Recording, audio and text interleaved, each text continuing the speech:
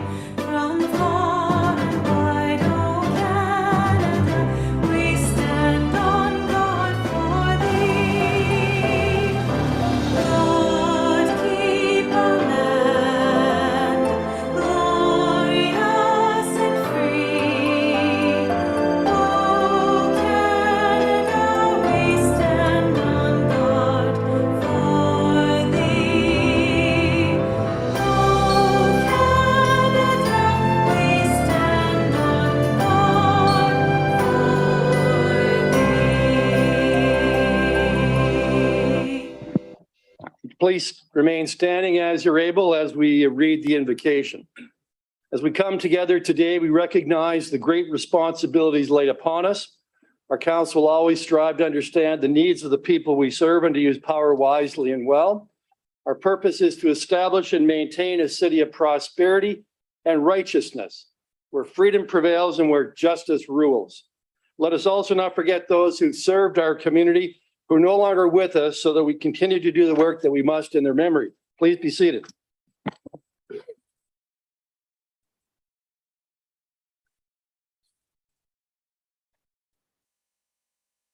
So tonight we have assisting us, City Clerk Tanya Daniels and Melanie Figueredo, who is assisting behind us. So Madam Clerk, would you please call the roll? Certainly. Councillor Wall, Here and present. Councillor Antosky, Here. Councillor Martin, Here. Councillor Slass, Present. Councillor Vanderstel, Present. Councillor Van Tilburg, Present. Councillor McCurry, Here. Councillor Utley, I do. Councillor Sicoli, Here. Mayor Davis. Present. So I'd like to remind members of council, staff, and our viewing public of the electronic participation policy for these hybrid meetings. All staff and delegates participating virtually are asked to please keep your video and microphones off until requested to do so either by the chair or the clerk. All rules for delegations under the city's procedural bylaw otherwise continue to apply. So moving to declarations of conflict of interest. I understand there are two conflicts. I believe Councillor Van Tilburg. 12.1.2. Will you state the nature of your conflict? I have a relative with adjoining properties to the area under the zoning amendment. Thank you. Councillor Sicoli. Yes, I have a conflict for item 12.1.1. My employer has a pecuniary interest in this particular development. Thank you. Do any of the other members of council need to declare a pecuniary interest? If so, now would be the time to do that. I'd also like to take this opportunity, given what I've experienced over the last 10 days, to say a few words about COVID, which I think is particularly germane given that we appear to be facing, once again, another fall wave. I can tell you this, that it comes on very quickly. It kind of feels, depending on who you are and your experience, kind of like a truck running into you. And so I would certainly recommend to people, as we face another fall that may have a wave, certainly pay attention and observe the recommendations made by the public health unit, which essentially at this time are that if you're into a high-risk situation where you might expose yourself or others, primarily crowded indoor settings, consider wearing a mask. Certainly be vaccinated and have your vaccinations up to date. And if you're over 70, have vulnerabilities or not vaccinated and you're diagnosed, certainly consider contacting your doctor to have Paloxavode prescribed for you. I was lucky enough to have that. And certainly think that's why I probably had 5 days of negative tests in a row. So with that, we'll move into separation of items. We already have some items that are separated because they're delegations. 12.1.2, which is the zoning bylaw amendment for 352, 354 West Street. 12.1.1, the application for zoning bylaw amendment 247, 253 West, because there are 2 conflicts on those. 12.1.3, that is the application for zoning bylaw amendment 161 Fifth Ave. There's a delegation. And 12.2.19, native plantings, because we have someone who's delegating to that this evening. So does anybody else want anything separated for discussion purposes? Yes, Councillor Vanderstel. Thank you, Mr. Mayor. 12.2.9, please. Customer code of conduct.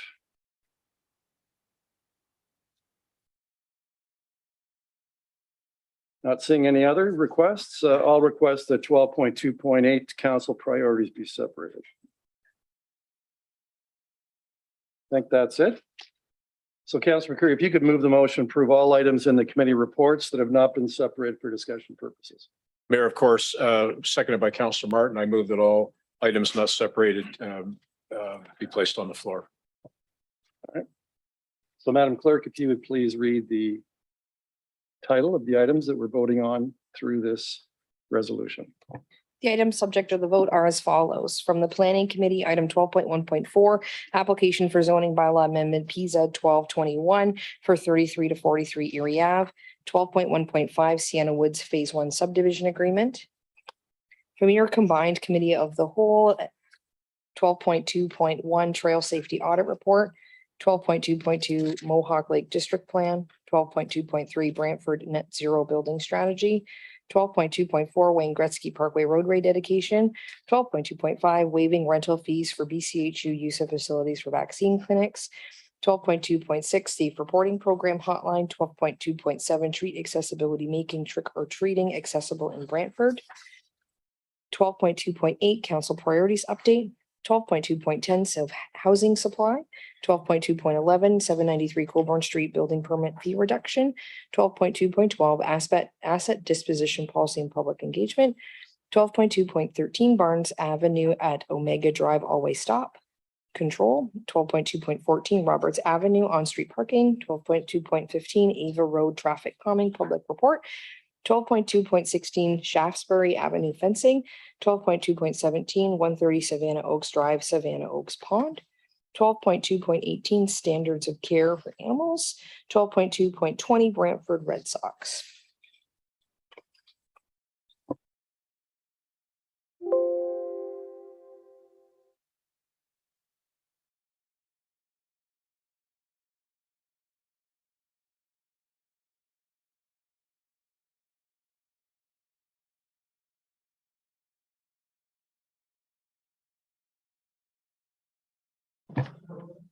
All items not separated for discussion purposes have carried on a recorded vote of 10-0. Those voting in favor, Councillor Sakoli, Vanderstel, Utley, Sless, McCreary, Martin, Antosky, Van Tilburg, while Mayor Davis. All right, thank you. So we'll move into statutory public hearings, and there's one statutory public hearing on the agenda tonight having to do with the application for cancellation, reduction, and refund of taxes under section 357 and 358 of the Municipal Act. Pat Telfer, Manager of Revenue Tax Collections, is going to provide us with an overview of Report 2022-628. It's Pat Telfer, Manager of Revenue and Tax Collector. So this hearing is being held under the authority of the Municipal Act. Section 357 allows property owners to submit applications for reduction in property taxes due to change events that occur during the year. This hearing has 27 applications coming forward, and all are receiving recommendations for tax reductions, the total around $44,000. And they're summarized on Appendix A of the report. And you'll note that more than half of those applications are actually City of Brantford properties that are being converted to exempt tax status.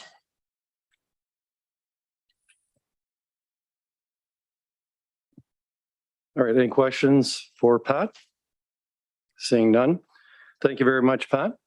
So this is the stage of the public hearing where if anybody had registered virtually, we'd now hear from them. There has been nobody who applied prior to the meeting to attend virtually. So I have to ask, in accordance with the Statutory Hearing Act, is there any member of the public who is present this evening in the council chamber that would like to speak to any one of the items that are on this report that will be adopted tonight? I'll ask a second time. Is there anyone present in the council chamber that would like to speak to one of the items that are in the cancellation, reduction, refund of tax report? If so, please come forward and identify yourself. The third and last time, is there any member of the public who is present today in the chamber that would like to speak to the cancellation, reduction, refund of tax report? If so, please come forward. Seeing no one wishing to speak to the matter, I would indicate, though, that if there's a member of the public who wants notice of any further proceedings regarding this item, they should provide their name and address to the clerk's office. So I'll now ask Councillor Sicoli if you can move item 6.1 so we can get this on the floor. State your seconder, please. Yep, moved by myself, seconded by my ward mate, Councillor Vanderstelt, that report 2022-628 titled Application for Cancellation, Reduction and Refund of Taxes under Sections 357 and 358 of the Municipal Act 2001, or the increase of taxes under Section 359 be received, and that the tax adjustment in the amount of $44,119.54 as identified in Appendix A of Report 2022-628 be approved.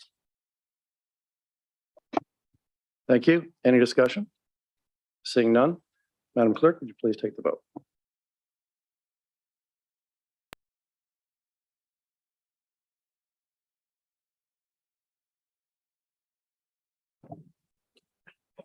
Item 6.1 being application for cancellation, reduction and refund of taxes under sections 357 and 358 of the Municipal Act 2001, or the increase of taxes under section 359 is carried on a recorded vote of 10-0. Those voting in favor, Councillor Sicoli, Vanderstelt, Utley, Slass, McCurry, Martin, and Toski, Van Tilburg, while Mayor Davis. Thank you, Tony. We'll now move into recognitions of achievement. We have one recognition of achievement this evening, and that is a certificate of recognition to Ontario Guild of Town Criers Provincial Championship winner, David McGee. David, if you would mind, please coming forward. I think you'll find the certificate is down on the delegates table. And I think most of us know, actually, it should be right up there. Yeah. And this certificate is being awarded because our world famous town crier, David McGee, will enter the competition in Ontario. Well, I haven't told you what he did.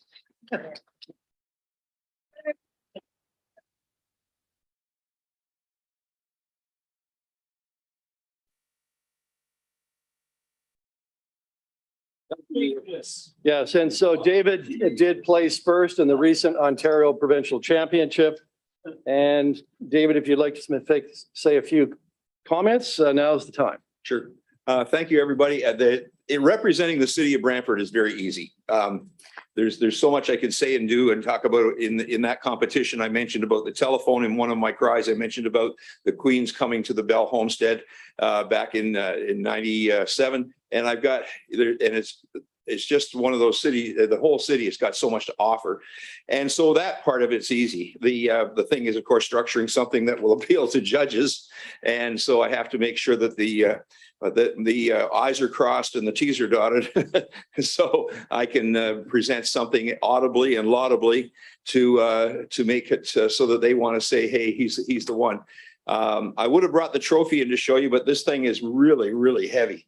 So it's not the Stanley Cup. So anyway, I really appreciate this. Thank you very much. The city is wonderful, and I'm looking forward to many more years of let's say what I say, yelling at people. Thank you. And we look forward to many more years of hearing your very original town cries, and I'm sure you're winning many more competitions. Thank you very much. David. Thank you. So we'll now move into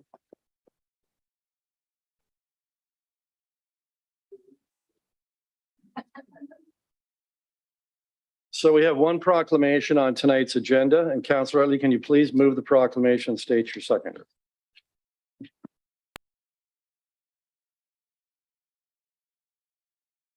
Thank you, Mr. Mayor. Moved by myself and seconded by my library mate, Councillor Joshua Wall. Canadian Public Library Month and Ontario Public Library Week, October 16th to the 22nd, 2022. Whereas public libraries play a vital role in helping Canadians of all ages across the digital and physical information and tools that they need to live, learn, and work. And whereas public libraries help Canadians develop the skills required to find and evaluate information in order to adapt and succeed in a knowledge-based economy. And whereas public libraries facilitate community connections and provide safe spaces for all members of the community. And whereas public libraries enhance the quality of life for all Canadians and help ensure that culture continues to flourish and thrive.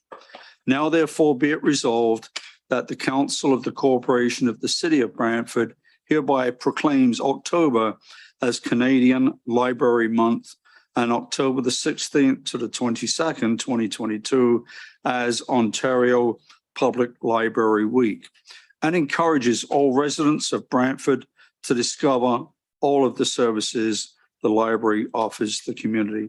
I'd like to add, if I may, Mr. Mayor, that it's been a real honor and a privilege to serve on the library board with some wonderful individuals from our community, as well as the handsome Councillor Wall on the other side there. So thank you. I will miss that. Thank you, Councillor Utley. So now I'll call the vote on the approving the proclamation.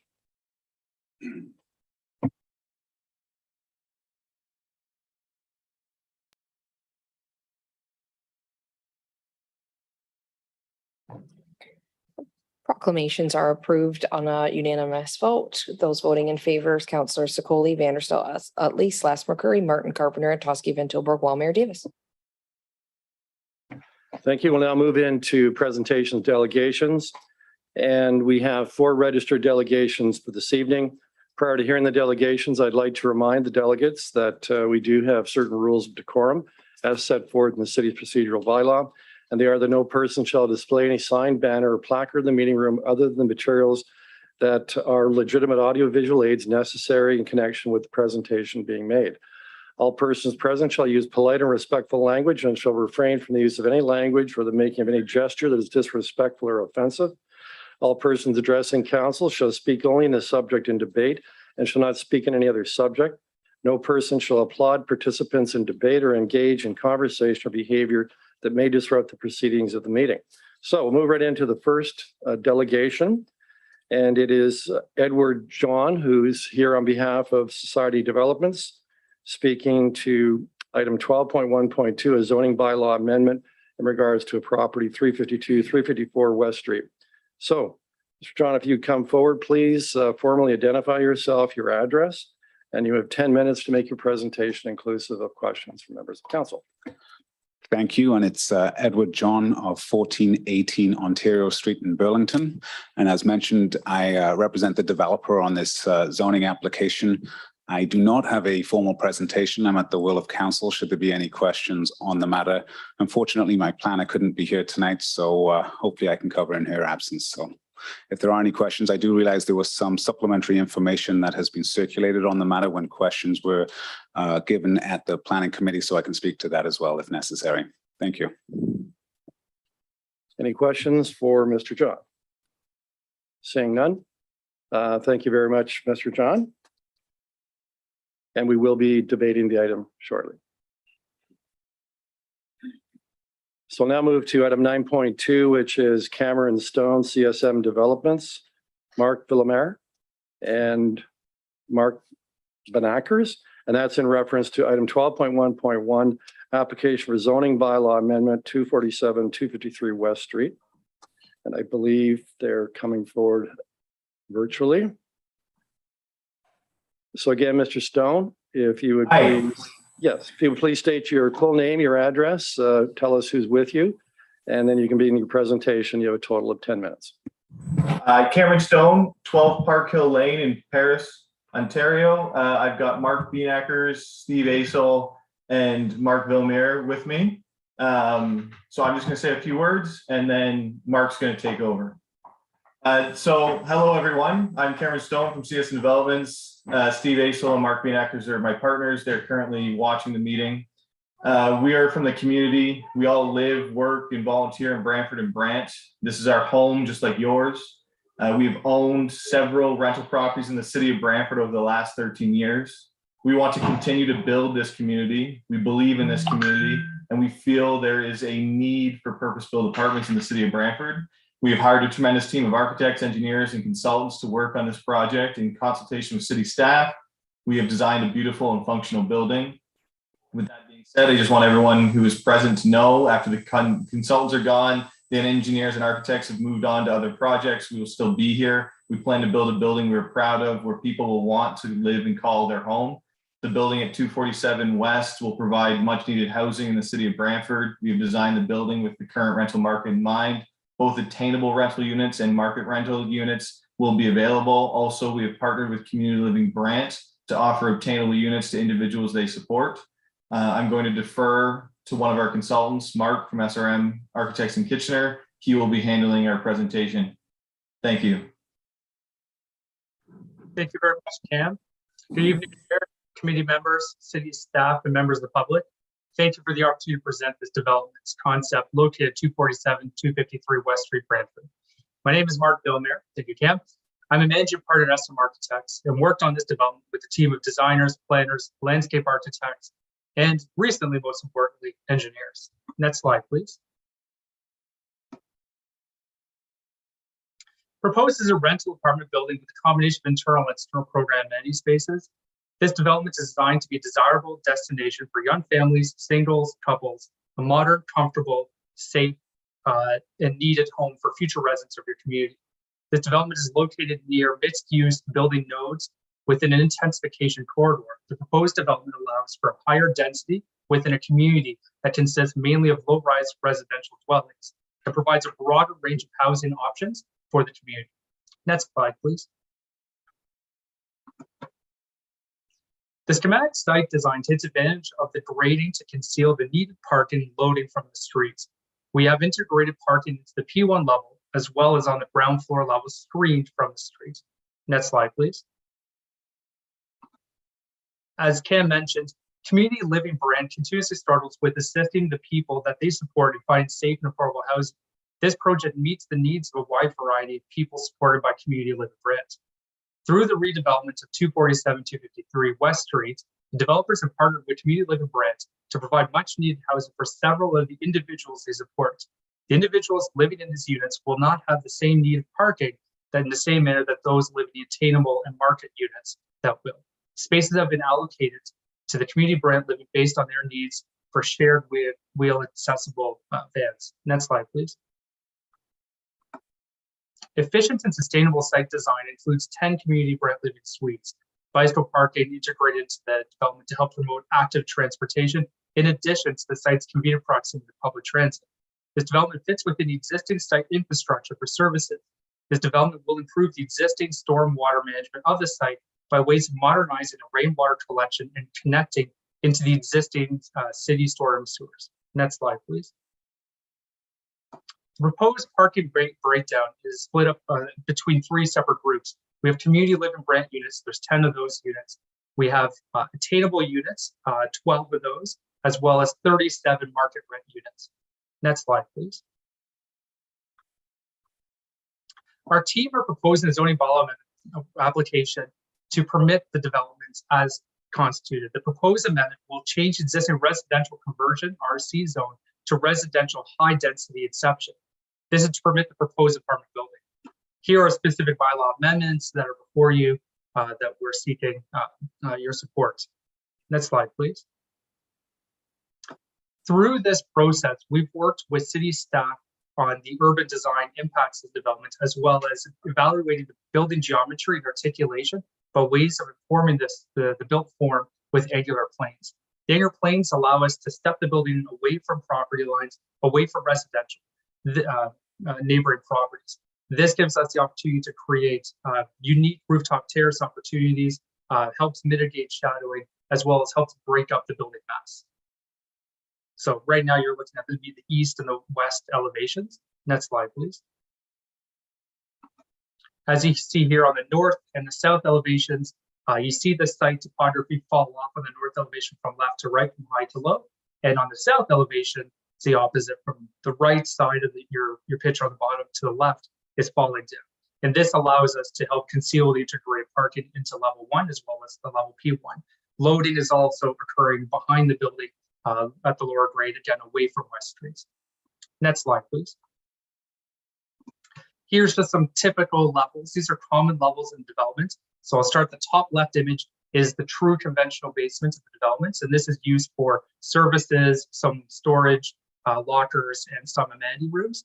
The image, the top right of your screen, this is actually what's occurring at the lowest level at grade. So if you see along the bottom of that image, there's a ramp that brings you from the westerly elevation down 1 story, and this allows us to access the integrated level P1 parking. Directly above that level is your level 1, and that's the image you see at the bottom of the screen, and that's just your level 1 parking garage that also has our lobby and some building services. Next slide, please. So these are typical residential suites, and what you're seeing here is these are levels that are going from level 2, 3, 4, 5, all the way to 8. And so in this, you'll see that these plans are different one from another.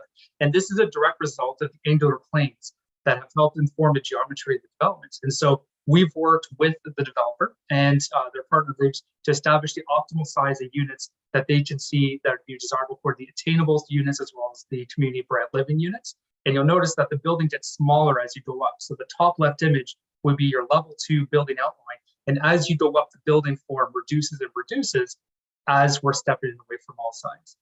Next slide, please. The design uses a simple color palette of 3 different patterns and tinted colors. Color blocking on all sides of the building adds architectural interest, while the base of the building is defined through the use of 1 precast color, only broken up by curtain walls located on 3 of the 4 sides. Each elevation includes all 3 main colors of precast concrete, and these have different stamped form line patterns. Most of you are probably somewhat familiar with that. Ultimately, when this building is complete, it's going to look like a masonry building with an interesting color palette consisting of different scales and different colors. Next slide, please. As part of this project, when we went to the planning committee, there were several questions that came up, and as part of our addendum to tonight's meeting, we provided some technical memorandums addressing 2 of the key points that we wanted to address. One of them was concerns about flooding as it relates to if this development were to proceed, would cause problems for the neighbors. And so we've worked through this issue along with our engineers and city engineers, which is typical with any typical process going through rezoning, and of course, in much more detail through the site plan approval process. So the proposed grading design will respect the natural topography of the site, matching into existing grades along all property boundaries, while containing the 100-year storm event on site as to not impact neighboring properties. The existing municipal infrastructure is available on the West Street to provide for water and sanitary servicing to the site, and storm servicing for the site all within existing storm sewer easements located within their Greenwood Park. And the stormwater management criteria can be satisfied with the implementation of site controls of water quantity and water quality, which will mitigate flooding of neighboring properties. Next slide, please. There was also a question about the parking ratio and seeing it would be possible to explore additional parking. And so we took that back with the team, and we've established that right now the full site max out on a level P1 is already yielding the maximum parking we can get without having to add an additional level. So we investigated what would it take to add an additional level. There's no technical limitation why we would not be able to provide more parking. However, there is a physical reason why we can't do it. And so we worked through establishing the gross construction area that we required to be added to provide additional parking, which would 20 seconds, please. Thank you. And so ultimately providing additional parking would yield roughly an estimated about $250 extra monthly rent for the market rent units. Next slide, please. Thank you very much for your time and consideration. Great. Thank you very much, Mark. We used the 10 minutes, so we can't take any questions. Thank you very much for coming out tonight. And we will be dealing with this matter fairly early in the agenda. Thank you. So we'll now deal with the third item, which is, I believe it's a Mr. Khan and Mr. Phillips. And it's in reference to item 12.1.3, an application for zoning bylaw amendment PZ 0222 161 Fifth Avenue. And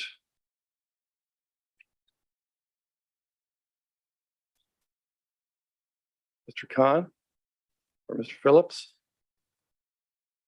Anybody present?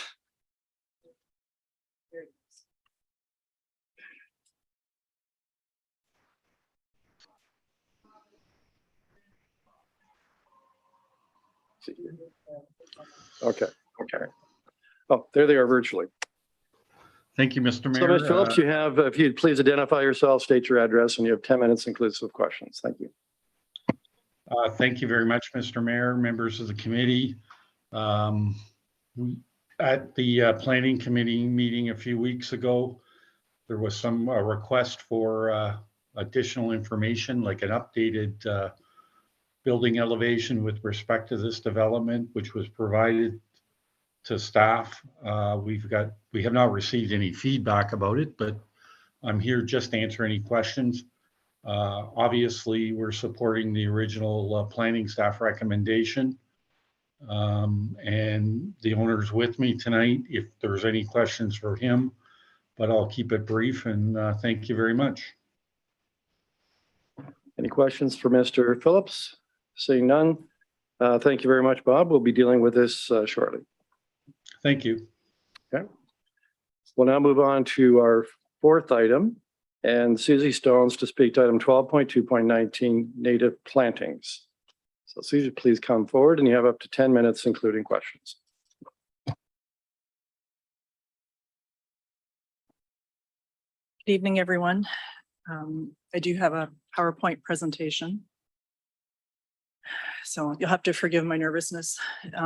First off, I want to thank Cheryl for all her years that she's been of service to the city. And here she is, third on the right, and as well as being an advocate for our environment, she's also boots on the ground. So this is one of the items that the Butterfly Way was able to coordinate with the city. We were able to procure a canoe from a company in London. So in case anybody's thinking, oh, well, what a waste of a canoe. Every year in the manufacturing process, they have a few that are not seaworthy, so they donate them to communities. So this is the beginning. This is the planting. We kind of showed up expecting to plant the canoe, and the city was generous enough to give us a half acre out in front that we also had to deal with.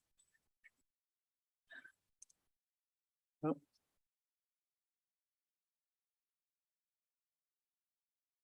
Having problem advancing to the next slide. There we go. So as well as speaking to council tonight, I know this is the last meeting, so I'm also would like to speak to the next council and to staff and to the public. So this resolution, it's very important that, you know, Cheryl can't be the only one that's a champion. Everybody that's coming in and everybody that's on staff and the public, we all have to be taking this seriously and championing it. So it can't be something that's a flavor of the month and it's like, oh yeah, that was nice. We passed this resolution and then it doesn't have commitment and follow through. So it's the leadership from the city is imperative to making meaningful changes.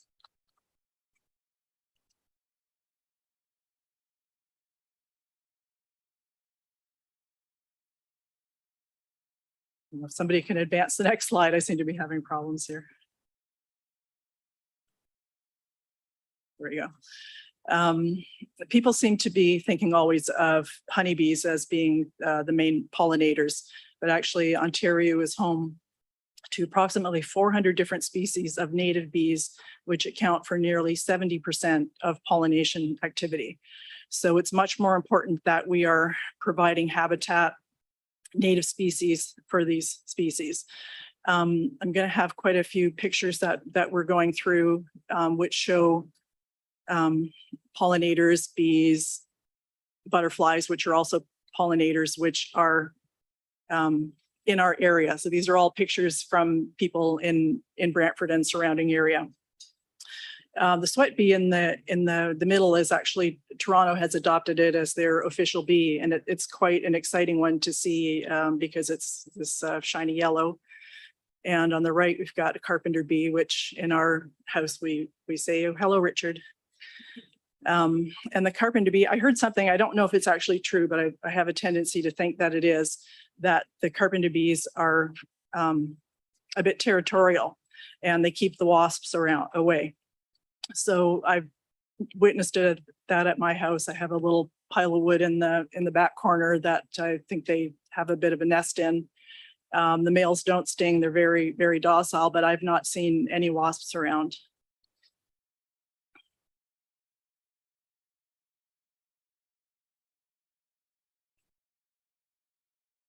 So how I sort of came to having some knowledge about the native species is because the program that Brantford had, which sadly has gone by the wayside when COVID came, and also Leanne Knuckle retired.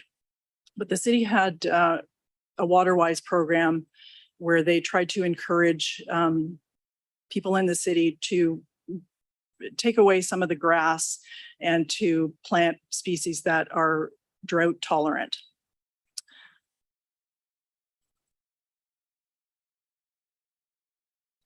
So this is from the city. Creating a Waterwise garden not only supports water conservation and saves residents money on their water bill, but also helps to reduce stormwater runoff by managing rain where it falls on many of these landscapes. There are numerous attractive plants, including succulents that store water and native species with deep roots that are very good at absorbing as much water as they can get when it rains. This allows them to go without water during the dry spells. So since the city recognizes the importance of water conservation and planting drought-tolerant species and stormwater runoff management, why then is the city not currently leading by example and following their own recommendations?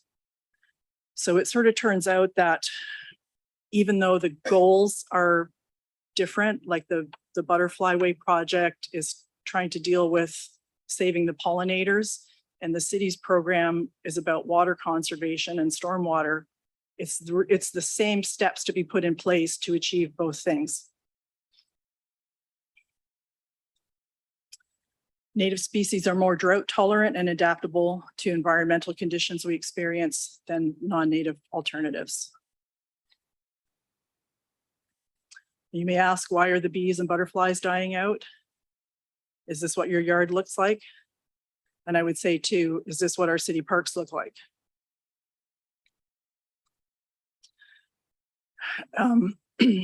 So I happened to come across the Suzuki Butterfly Way program. And as I was reading it and seeing like, gee, this is the same stuff as the Waterwise program. So I had put out sort of feelers. It's like, you know, should I be a butterfly ranger? Is anybody interested in me being a butterfly ranger? Are we interested in this project? And there was really a lot of feedback. So I think we've got probably close to 200 spots on the map here. Of course, there are more because some people are shy about being on the map. And in the Facebook group, there's well over 1,000 people. So there definitely is interest on the part of residents in the city to be participating and trying to make a difference.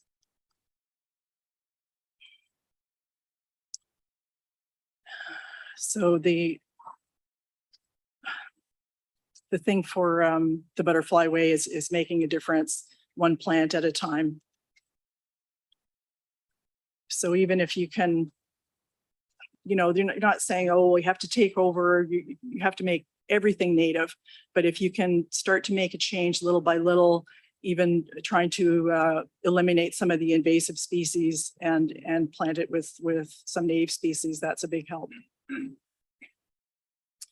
So this was the first thing that we did in cooperation with the city at S.E. Johnson Trail and down at Scarf Ave, if anybody wants to go visit it. It was looked a little sparse there, but now it's filled in, and we are seeing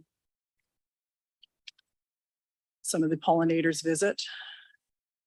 So up in the top left corner, I think that's kind of what it's looking like recently. You can't even see that there's a canoe back there.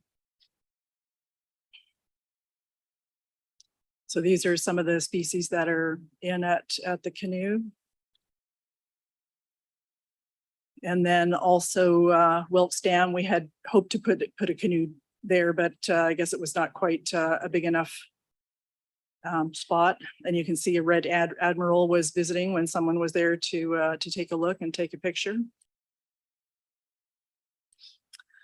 And the city, we have seen a willingness of the city to work with us. This is recently at Ann Good Park up in the northwest corner, that the garden bed into the park was really had become a danger. It hadn't been tended. It was just all full of weeds, and with some pestering, the city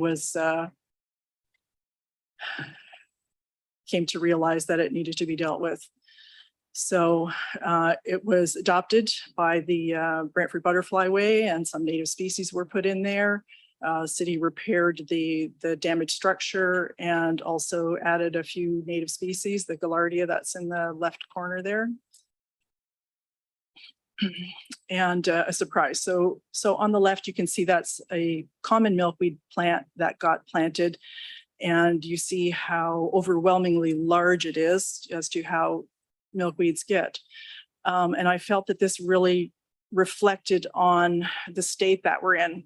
So not too long after it was planted, I was sort of like, oh goodness, the plant's not doing so well.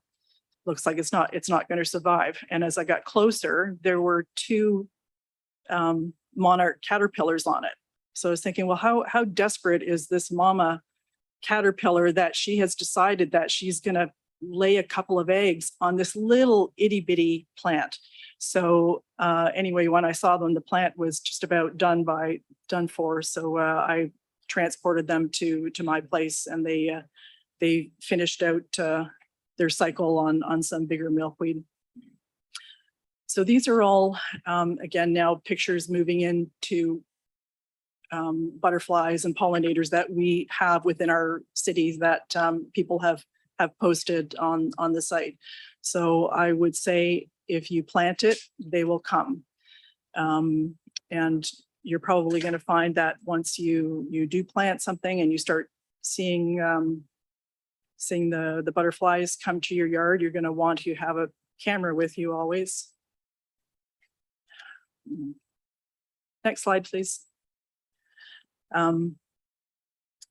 The group also did make up starter kits when we started, and these were some of the species that we did. I think we did up 50 kits. So it would be nice if moving forward in the future, maybe this is a project that we could work together with the city on. Next slide. Okay, so here are some of the swallowtail. There's quite a few plants, host plants for the swallowtails, the caterpillars on a dill there. They like parsley, Joe Pye. And the butterflies also tend to like flowers that are like the echinacea there. Next slide, please. Susie, we've got a little bit longer than 10 minutes. Can you wrap it up in about Okay, 15, yeah. 20 seconds? If we could go to the second slide from the end.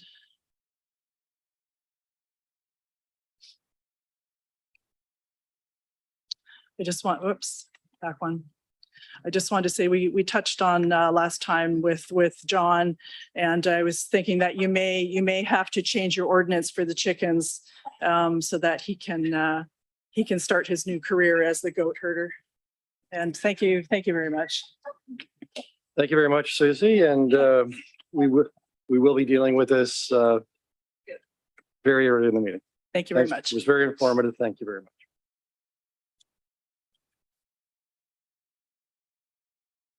So we'll now move to item number 10, the clerk's reporting communications. I believe Councillor Carpenter, you've got that resolution. Thank you. So by myself and seconded by my ward mate that the clerk's report and communication for October 2022 be received. Any discussion? Seeing none. Madam Clerk, please take the vote.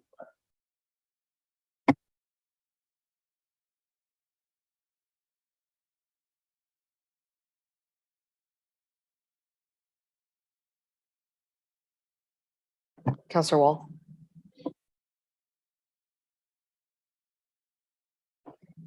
The clerk's report on communication is carried on a recorded vote of 11 to 0. Those voting in favor, Counselor Secoli, Vanderstel, Utley, Sless, McCurry, Martin, Carpenter, Toski, Van Tilburg, Wall, Mayor Davis. Right, we'll now move to approval of minutes, and I believe Councillor Sless, you have the motion to approve the minutes listed in the agenda. State your second or two, please. Thank you, Mr. Mayor. Yes, I do. It's moved by myself, seconded by my ward mate, Councillor Utley, that the following minutes be adopted, namely special council, city council minutes of September 20th, 22, and special city council private and confidential minutes, September 2022. Thank you. Any errors and omissions? Seeing no raised hands, Madam Clerk, would you please take the vote?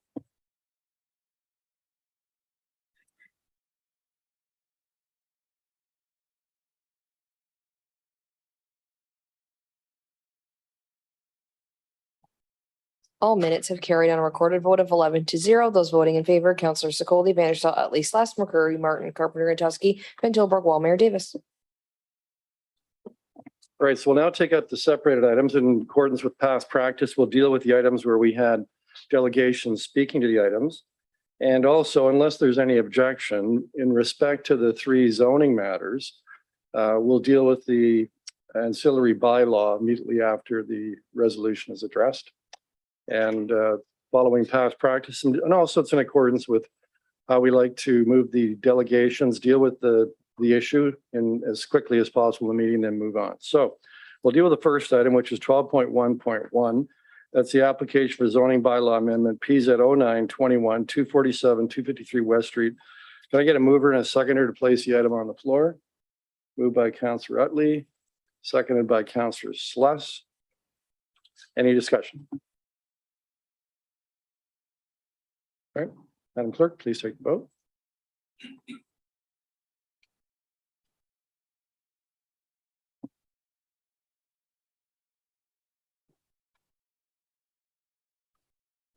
Item 12.1.1, application for zoning bylaw amendment PZ 0921 247 253 West Street has carried on a recorded vote of 8 to 2. Those voting in favor, Councillors Vanderstel, Utley, Sless, McCurry, Carpenter, and Toski, Wall, Mayor Davis. Those opposed, Councillors Martin, Van Tilburg, noting Councillor Secoli conflict. Okay. So now consider bylaw 145/2022 is associated with this particular item. Madam Clerk, if you could please share that. If I can get a mover and seconder for first and second reading. Moved by Councillor Sless, seconded by Councillor Utley. Any discussion? Seeing none, Madam Clerk, please take the vote on first and second reading.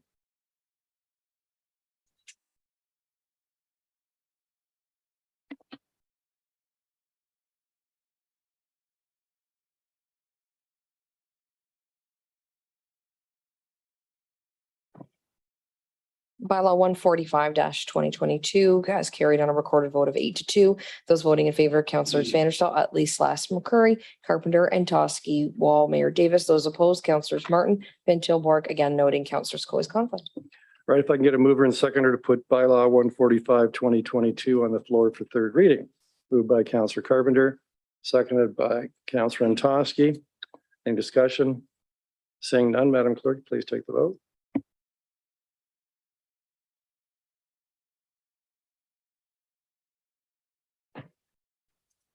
The third and final reading for bylaw 145-2022 is carried on a recorded vote of 8-2. Those voting in favor, Councillors Vanderstel, Utley, Sless, McCurry, Carpenter, and Toskey, Wall, Mayor Davis. Those opposed, Councillors Martin, Van Tilburg. Again, Councillor Secoli's conflict. All right, we'll move then to item 12.1.2, which is zoning bylaw amendment PZ 1721 in respect to 352, 354 West Street and 190 Charing Cross Street. If I can have a mover and a seconder to place the item on the floor. Moved by Councillor Carpenter. Seconded by Councillor Antonsky. Any discussion? Seeing none, Madam Clerk, please take the vote.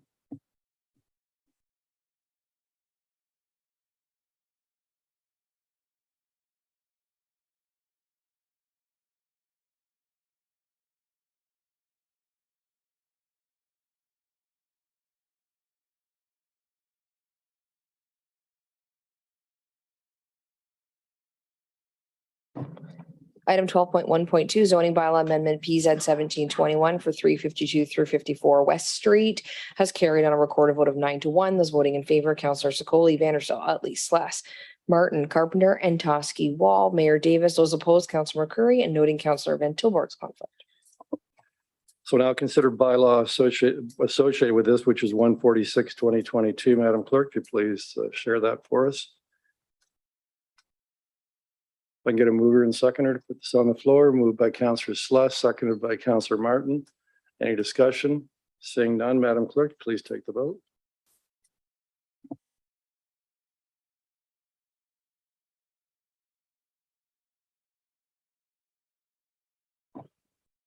Bylaw 146-2022 is carried on a recorded vote of 9-1. Those voting in favor, Councillor Secoli, Vanderstel, Utley, Sless, Martin, Carpenter, and Toskey, Wall, Mayor Davis. Those opposed, Councillor McCurry, and noting Councillor Van Tilburg's conflict. All right, if I can have a mover and seconder for third reading of the same bylaw, 146/2022, moved by Councillor Utley, seconded by Councillor Martin. Any discussion? Madam Clerk, please take the vote.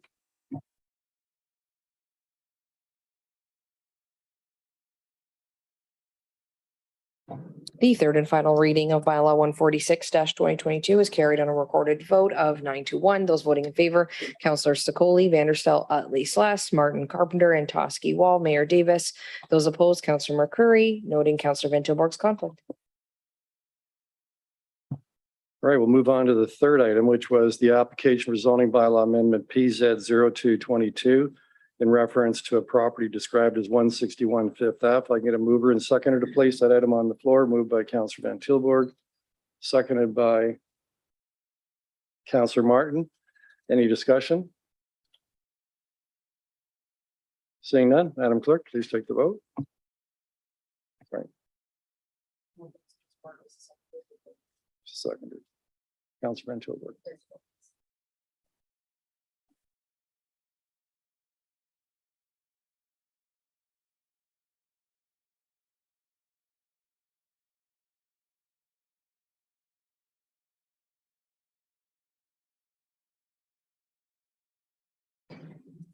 Item 12.1.3, application for zoning bylaw amendment PZ 0222 for 161 Fifth Ave has carried on a recorded vote of 11-0. Those voting in favor, Councillor Secoli, Vanderstel, Utley, Sless, McCurry, Martin, Carpenter, and Toskey, Van Tilburg, Wall, Mayor Davis.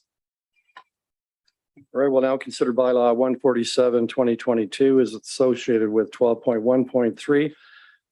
We can please share that, Madam Clerk, and if I get a mover and seconder to introduce this bylaw for first and second reading, moved by Councillor Sless, seconded by Councillor Van Tilburg. Any discussion? Seeing none, Madam Clerk, please take the vote.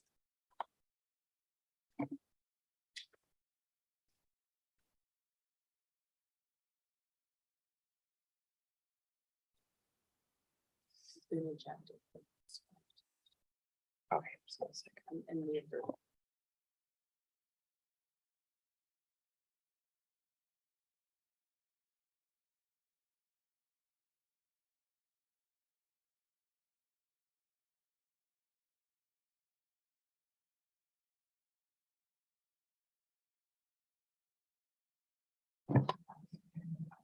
The first and second reading of bylaw 147, 2022 has carried on a recorded vote of 11-0. Those voting in favor, Councillor Sakoli, Vanderstel, Utley, Slash McCurry, Martin, Carpenter, Antosky, Van Tilburg, Wall, Mayor Davis. I have a mover then to put this item for third reading. Moved by Councillor Utley, seconded by Councillor Martin. Any discussion? Seeing none, Madam Clerk, please take the vote.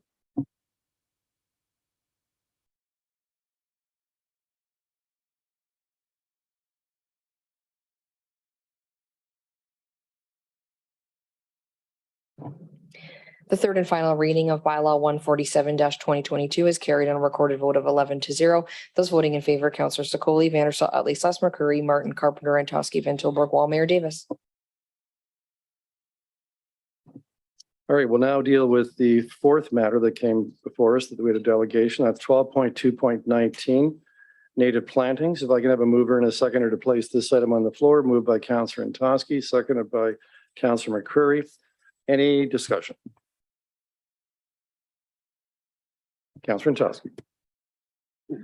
I wasn't going to pass that up. Thank you, Mayor. Thank you to the Butterfly Way Rangers who delegated tonight, and we've got a couple of members here from Brantford Garden Club, the Horticultural Society, the Paris, sorry, another garden group here who have lots of knowledge. Sorry. Thank you for coming. We did receive a couple of emails today with people who are supportive but have some concerns, and they're valid concerns. I don't believe that we have the current expertise in-house, which is why the resolution was designed to reach out to the groups that have the expertise. And you know, we do have to be careful about invasives, but that also comes with the non-native plants that we have that have absolutely no value. And I would like to reiterate what the delegation said is when I'm not here to champion this, please carry this on. This is part of the environmental folder. This is not fluff work. This is really, really important to our biodiversity.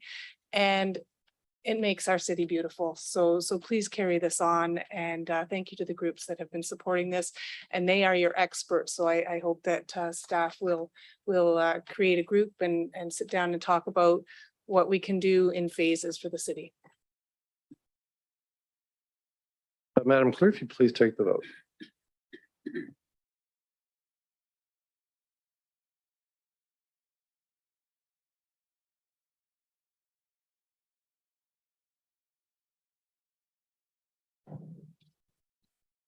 Item 12.2.19 native plantings has carried on a recorded vote of 11-0. Those voting in favor, Councillors Sakoli, Vanderstel, Utley, Slash McCurry, Martin, Carpenter, Antosky, Van Tilburg, Wall, Mayor Davis. I'm now going to, unless anybody objects, advance item 13.2. This is the amended fees and charges bylaw 34/2022. It's item 13.2. It normally wouldn't have been dealt with until later, but we have a number of staff that are here waiting for this item to be addressed. So I'm going to ask if, unless anybody objects, we proceed with that. And so Councillor Van Tilburg, if you'd be kind enough to move item 13.2 and state your seconder. Moved by myself, seeking a seconder. Second by Councillor Martin. That report 2022-613 regarding amendments and fees and charges bylaw 3034 for early approval and 2023 fees be received, and that B, bylaw to repeal and replace Schedule 1 of fees and charges bylaw 34/2022 to provide early approval of certain 2023 fees as outlined in Appendix B of 2022-613 be presented to City Council for adoption. Okay, any discussion? Councillor Martin. Thank you. I noticed the airport fuel surcharge is going from 5 cents to 6 cents. Have we checked if we compared the price at Tillsonburg, because we were losing some fuel sales to Tillsonburg because it was a cheaper price for avgas there. I'd hate to see us lose revenue on this because more fuel sales are going to another airport.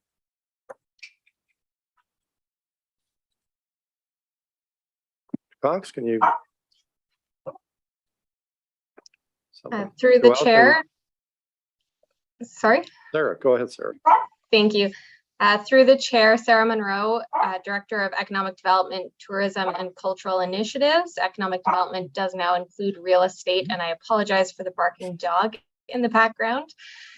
We have compared fees to several other municipal airports in the area, and we're looking at that specific fee being on par with other regional airports. Okay, thank you. Yes, Councillor Carpenter. Can you tell me throughout the report, and I went into this report in detail, but we couldn't deal with it at finance because we couldn't get quorum. But could you tell me why we eliminated all the family fees? We used to have a fee for family and that's now gone. It's all individual now.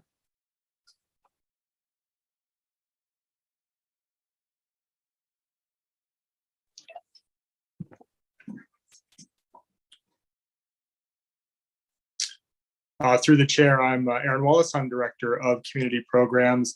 So we eliminated the family fee because we didn't have a definition of what family meant. We thought it would be cleaner for the public to understand the individual. There are discounts based on age, whether that's older adult or youth. But because we didn't have a unified definition of what a family meant, we didn't want to put staff in the position of people self-identifying as families. But that could take various shapes or forms depending on how the family self-identifies. So we went with the individual rates rather than the family rate.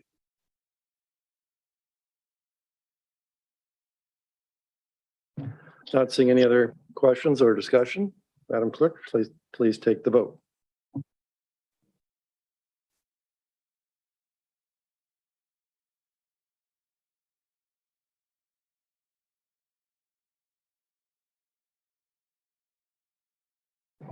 Item 13.2 carries on a recorded vote of 7-2. Those voting in favor, Councillors Vanderstel, Utley, Sless, McCurry, Martin, and Toski, Mayor Davis. Those opposed, Councillors Carpenter, Van Tilburg. All right, so we'll then move on to consider the bylaw that's associated with the item, and it's bylaw 153, 2022. And Madam Clerk, if you please share that bylaw. If I can get a mover and seconder then to get this on the floor. Moved by Councillor Martin, seconded by Councillor Utley. Any discussion? Seeing none, Madam Clerk, please take the vote.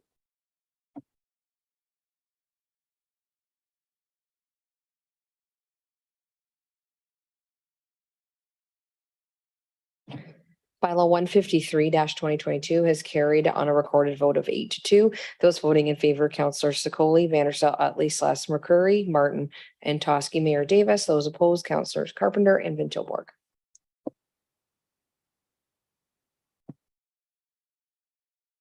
All right, and we'll move on to third reading. If I can get a mover and seconder for that. Moved by Councillor Utley, second by Councillor Van Tilburg. Any discussion?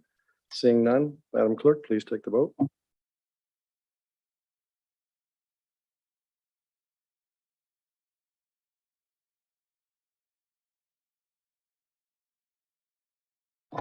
The third and final reading of bylaw 153-2022 has carried on a recorded vote of 8-2. Those voting in favor, Councillor Secoli, Vanderstel, Utley, Sless, McCurry, Martin, and Toski.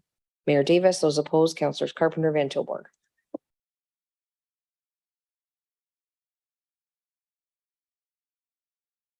All right, thank you. So if I can get a mover, I believe Councillor Vanderstel, if you could move the resolution to place all the remaining separated items on the floor for discussion purposes. And I think, Madam Clerk, that's just 2 items. Is that correct? Yeah, okay. So moved, Mr. Mayor, with Councillor Secoli being my seconder. All right, thank you. So the first item we're going to deal with, I believe I asked for it to be separated, which is 12.2.8, which is council priorities. Councillor Sless, would you take over this section? Yes. Okay. Are there any speakers? Mr. Mayor, go ahead. All right. Yeah, I wanted to bring this up. I think it is appropriate that we, someone at least mention this council priorities report, given that this is our final council meeting of this 4-year term. And this report does highlight all of the various accomplishments of this council, beginning with receipt of a report from an advisor in the fall of 2019.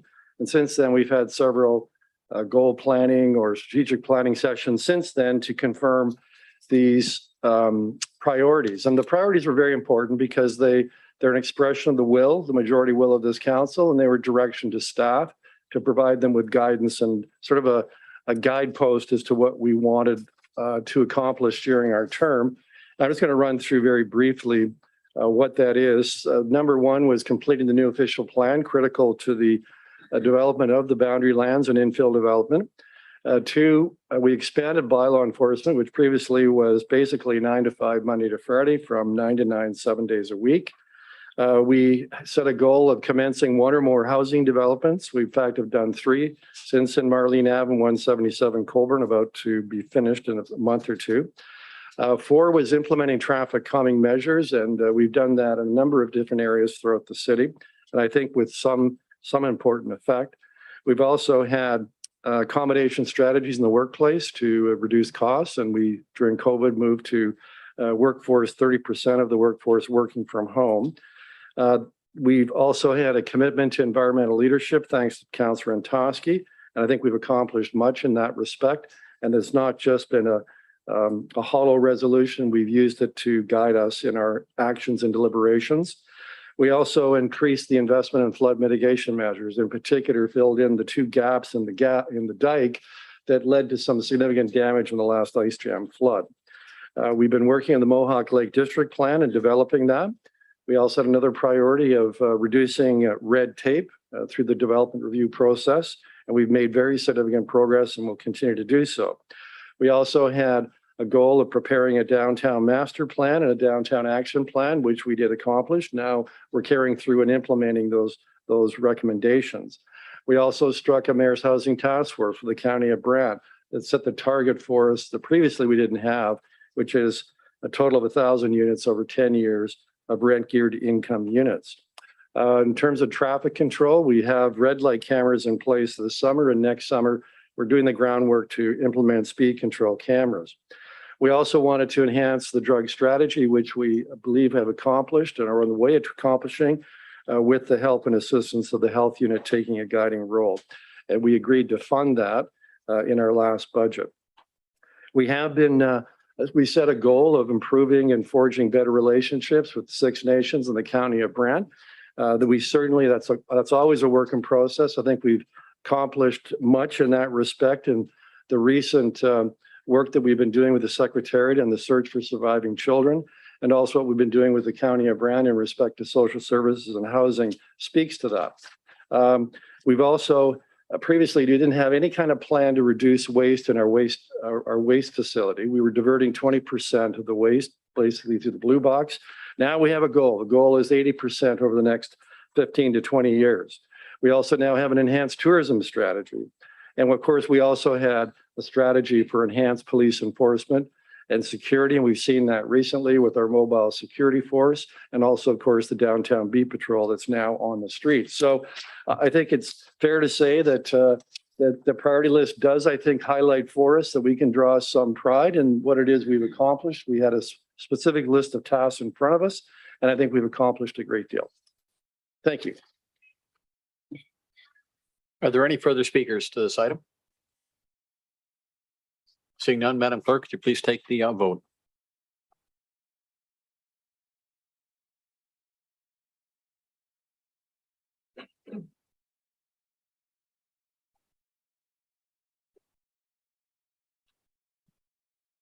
Item 12.2.8, council priorities update, carries on a recorded vote of 10 to 1. Those voting in favor, Councillor Sikoli, Vanderstel, Utley, Slaster, McCurry, Martin, Antosky, Van Tilburg, Wall, Mayor Davis. Those opposed, Councillor Carpenter. The chair is yours, Mr. Mayor. Thank you very much, Councillor Sluts, for doing that. So we'll move to the other item that was separated, and that's 12.2.9, customer code of conduct. Councillor Vanderstel, you asked for this to be separated. I did. Thank you, Mayor Davis. It's incredibly difficult to speak with a tie on. That's been half of my problem, not being able to get my voice out there. So there we go. I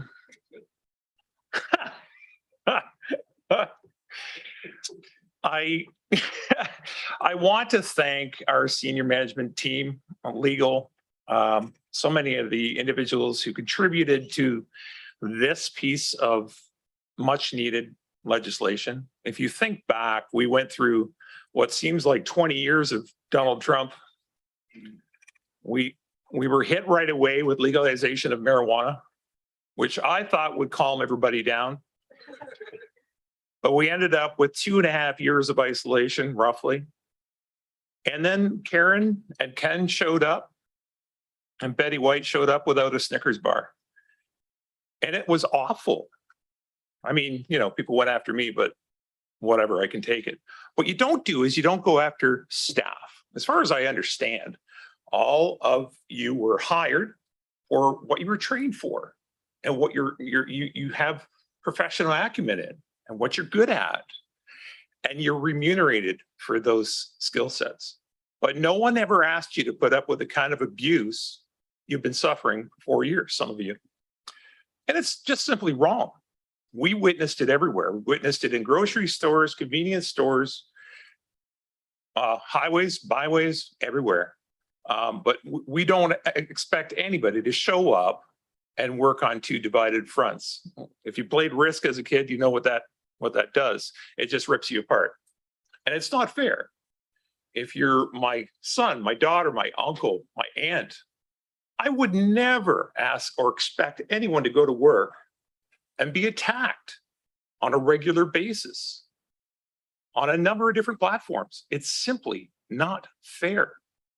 And what this does is it gives you some palpable, usable tools to deal with that kind of systemic, I don't know, abuse or misogynistic approach or racism or whatever it is that you've been subject to.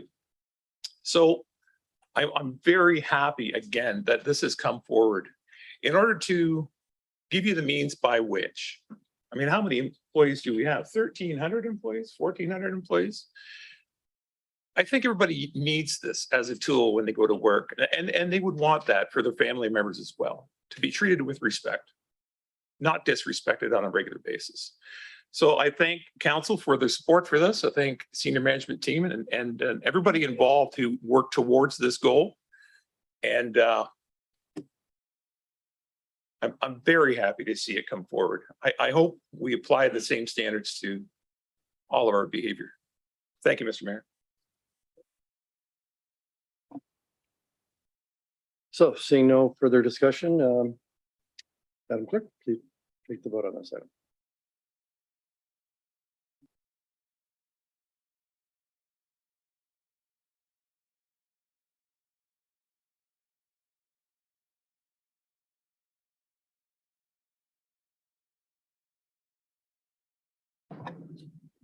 Item 12.2.9, Customer Code of Conduct Policy is carried on a recorded vote of 11-0. Those voting in favor, Councillor Sakoli, Vanderstel, Utley, Slush, McCurry, Martin, Carpenter, Antosky, Van Tilburg, Wall, Mayor Davis.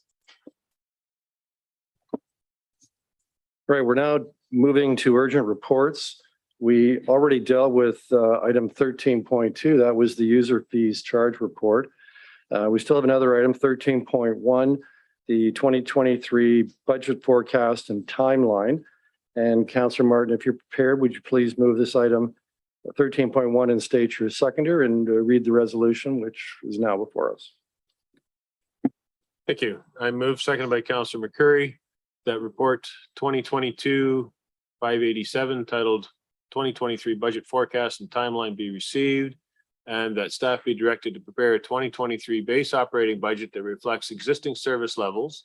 And C, that staff be directed to engage with Laurier Brantford Research to undertake a public engagement campaign ahead of 2023 budget deliberations at a cost not to exceed $15,000 funded from the Council Priorities Reserve Fund. And D, that staff be directed to undertake an internal city program services review and report back to the Estimates Committee with the review and any recommendations resulting from this review. Great. Any discussion? Seeing none. Oh, sorry. Councilor McCurry, you have to get that hand a little bit higher. I'm having trouble seeing it. So you're next. Mayor, my arm is not as long as yours. It's the best I can do. Thank you. I wonder what specific direction we intend to give department heads and general managers with respect to this review. Is there going way back into the corporate memory, there was a time when we revamped the estimates process completely. And part of the revamping required staff to provide us with a list of reductions that could be implemented. And I believe they were 2% and 5% and 10%, something along that line. Is that what we're looking at? And will we be receiving these suggestions, some in public, some in private? To Mr. Mayor, Brian Hutchings, CEO. What we're looking at doing is obviously preparing a budget, council, bringing that to council in January, February timeframe. But in the meantime, also a program review. We'll be looking at each program we operate here at the city by the manager level, talking about gross revenues, gross expenditures, and the net costs, and whether it's mandatory, a yes or no answer, and what level it's mandatory at, and any comments on those programs. And so you can see programs by the city. And then at that point in time, our senior team will be meeting, of course, in November time, and bring some recommendations for it to council that time, and council can make those decisions on various programs. It will be a very tough budget year, but we've listened to this recommendation in the past, councillor, through Mr. Mayor. That's we should be looking at this. So this will be a high level program review coming to council in January. And do I read this correctly that as it stands now, we're at nearly 5% and the average hit to an average homeowner would be $160? Through Mr. Chair, Joelle Daniels, Director of Finance and City Treasurer. Certainly at the time we prepared this estimate, and this is based on a lot of assumptions, and things may change between now and the time we actually consider this budget beginning in late January. But based on this rough estimate, we are estimating that we could see a budget that is at that 4.7%. And yes, on average, we don't have final assessment rule yet, but based on assumptions, approximately one could be looking at approximately $161 a household, average household. That is what's before us today. Yep, yes, absolutely. Just for information. Could you give us an idea of exactly what an average household looks like, where it might be located? Through you, Mr. Chair, I don't actually have where in the city that average household value would be. I'm looking at Pat because he might have better information.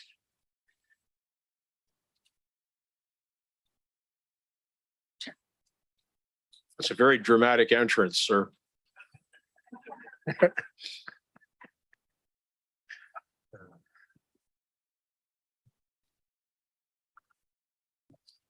Sorry, Pat Telfer, Manager, Revenue and Tax Collector, and it's probably a long way to go for my answer, but I don't have a location for you, but I can tell you the assessed value of the average residential property is $285,000. And that's based on January 1st, 2016. And that probably means absolutely nothing to most people in the community. Is there any way you can describe what that house might sell for in today's market? No, I'm not a real estate agent, so I can't do that. But it is considered a single family detached home. And not necessarily a bungalow, not necessarily a senior executive home, but it would range in the middle. So it's called the average homeowner for a reason, because it's the average. Councilor Curry, you reached 4 minutes. You want to put me down for a second speaking opportunity? No, I was finished. Thank you for pointing out my. All right. Yes, we're running a tight ship tonight. So any other discussion? Yes, Councilor Carpenter. Yes, I remember at Finance Committee trying to move a resolution to have a 4-year budget, but I got a seconder, but it failed at Finance. Can you tell me where the 4-year budget is? Yes, I can through you, Mr. Chair. That'll be, we're going to be, the plan was, which was submitted to Finance Committee, but we will be doing a 1-year budget for 2023 with the new council. And then about March, April of next year, hopefully when we have the budget complete, we'll be coming in and having discussions with the new council on a 4-year budget that'll be an overlap between 2024 to 2027 the 1 year overlap with the next new council. So that is well underway. Staff and finance are working on that multi-year budget and what that would look like in some of the rules. And we're working very closely with our agencies, the police and other agencies that we work with as well. Thank you. Yeah, I would just like for the viewer to know, I mean, this is a decision that will be made by the next council. We're not in any way approving a budget for next year. It's the next council that makes its decision after going through a weeks-long, months-long process. What this report tells us is it's really staff's first kind of glance at the budget, what it looks like, what the cost pressures are. They also, I think of note in the same report, have said that they are investigating what options the new council will have to ameliorate or reduce that potential impact. Plus, there's still a lot of information that has to come in, the amount of assessment, the other organizations like police and the health unit and the John Noble Home finalizing and fine tuning their budgets, and also paramedics. So there's still a lot of work to be done before we're anywhere close, or the next council's anywhere close to being able to estimate what tax increase, if any, will be next year. So with that, Mayor, did you say you were going to introduce second speaking opportunities at council tonight? well, actually, this hasn't been dealt with, so it's an urgent matter. So it's 2 4-minute speaking opportunities instead of the usual 5. Okay, well, thank you. Thank you for recognizing me. The 4.79% and $161 per average household, that's based on current operations. That would not include any unmet needs that might have arisen through the year. That would incorporate, though, anything that council did approve through the year, which would be annualized for 2023. Through Mayor Davis, yes, that is correct. Okay, thanks. All right, with that, I'll call the vote on that, Madam Clerk.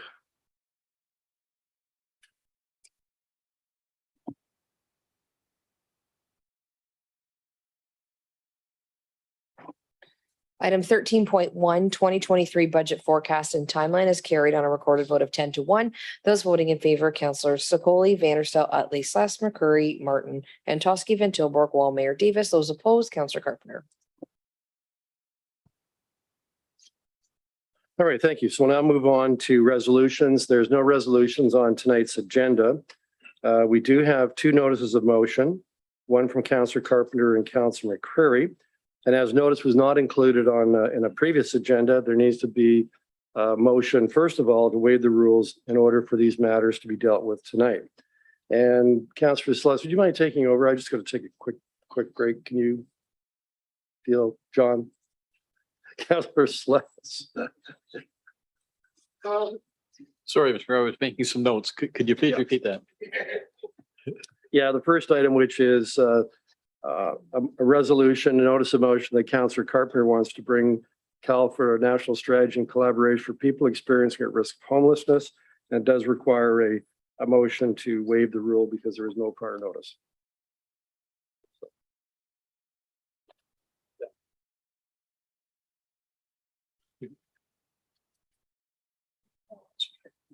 Okay, thank you.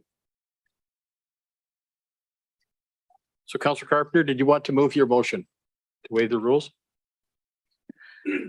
Thank you, Councillor Slash. It's moved by myself and seconded by my ward mate, Councillor Sherilyn Toski, that section 15.11.5 and 15.3.12 of chapter 15 of the City of Brantford Municipal Code be waived in order to introduce the following resolution without prior notice of motion and without having been considered at a committee of the whole or a standing committee.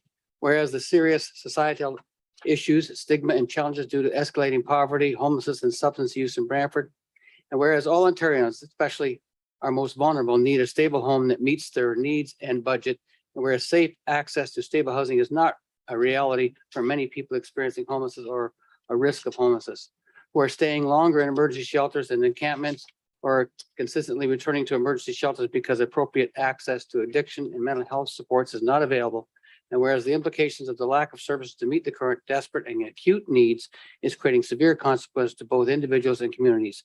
Whereas although the Ontario government has and will be investing in an additional 25 million annually in a new homeless prevention program, which is a combination of several previous programs that fund housing, help services, and other supports to help those at risk of homelessness maintain their housing. And whereas although the Ontario government has provided funding to municipalities to support operating and capital expenses to mitigate the continued impact of the COVID-19 pandemic on the homelessness sector through the Social Services Relief Fund. This funding will be ending after 2022-2023 fiscal year, resulting in a loss of many programs that provide essential supports to vulnerable populations. And whereas mental health and addiction services are provincially funded programs and need additional funding and resources to adequately address increased demand for these services, as municipalities cannot shoulder this without provincial programs and funding supports. Whereas the Corporation of the City of Brantford is a representative plaintiff in a class action lawsuit regarding the national opioid epidemic and the detrimental impact opioids have had on all municipalities in Canada, and in particular vulnerable populations throughout Canada. And whereas the City of Brantford and the County of Brantford have committed and invested in the creation of 506 municipal-owned affordable housing units, whereas the City of Brantford has developed a downtown Brantford improvement task force and plan to address many of the issues. And whereas the issues continue to impact vulnerable populations and the community at large, and there is an acute need for enhanced programs and funding to address these immediate issues. And whereas improving health and well-being, vitality and resiliency in our community for all citizens is critical for the safety and security, economic vibrancy, and attraction and overall success of the City of Brantford. Now, therefore, be resolved that the mayor be authorized to sign a letter on behalf of the Corporation of the City of Brantford and the city clerk be directed to circulate the letters to province, federal governments advocating for collaboration at all levels of government for continued and expanded funding for housing, homelessness, and access to mental health and addiction support for people experiencing or at-risk homelessness. And B, that the mayor on behalf of the corporate city of Brantford be authorized to correspond with the Honorable Steve Clark, Minister of Municipal Affairs and Housing, and Honorable Sylvia Jones, Minister of Health, to call for a national strategy to address the many societal issues, stigma, and severe challenges due to escalating poverty, homelessness, and substance use in Brantford, in partnership with the municipal, provincial, and federal governments. And the city clerk be directed to forward a copy of this resolution to Brantford Brant, MP Larry Brock, and MPP Will Bowman, and the city clerk be directed to forward a copy of this resolution to the Association of Municipalities of Ontario and the Federation of Municipalities and the Ontario Big City Mayors. Thank you. Thank you, Councillor Carpenter. Is there any discussion on the merits to waive the rules? Seeing none, Madam Clerk, could you please call the vote on the motion to waive the rules?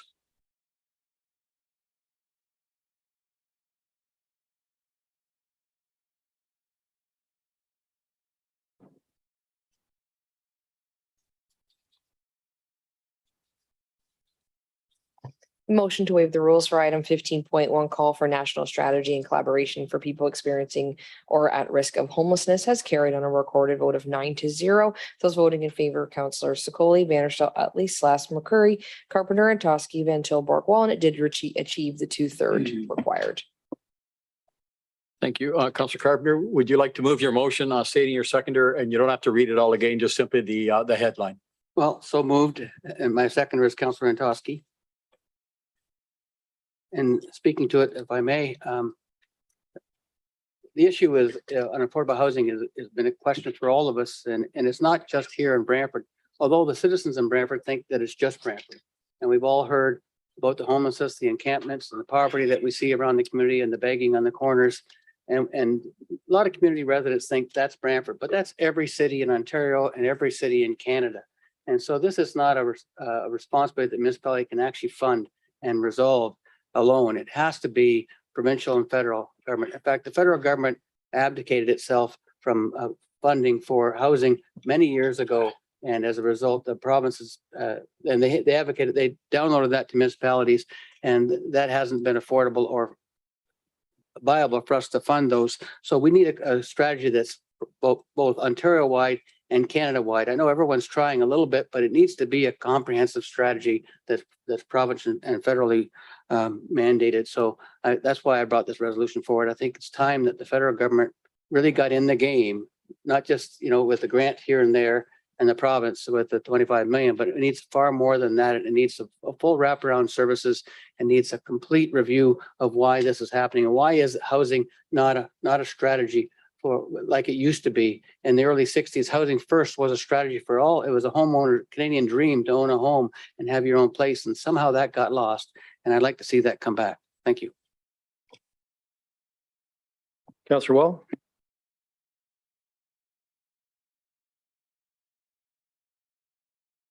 Thanks, Mayor Davis.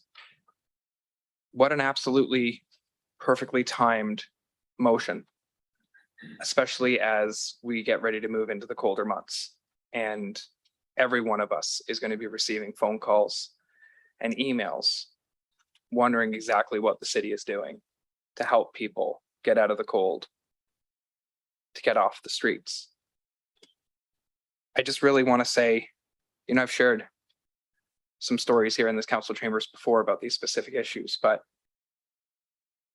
when you see somebody in our community who is in this situation, you have to remember that they're a human being, that they are somebody's family member, and there, but for the grace of God, go I.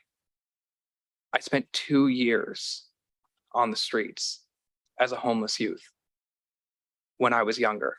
And if it wasn't for people like St. Leonard's and their workers offering me a bed in the youth shelter and getting me an opportunity to get the mentorship and the guidance that I received from some incredible human beings, I don't know where I would be today. And it seems that some people have just forgotten that these people are people just like us and they just need help. But the thing that I have learned so loud and clear in the last 4 years is that you just can't run up to somebody and be like, oh, I'm going to fix your whole life. Sometimes you get one opportunity to help someone. They reach out for help, and if the lineup is too long, or the wait on hold is too long, or it takes too long to get an email back, or to get an appointment, or the door is locked, you might never get a second chance. And we absolutely must collaborate. There's so much siloing going on.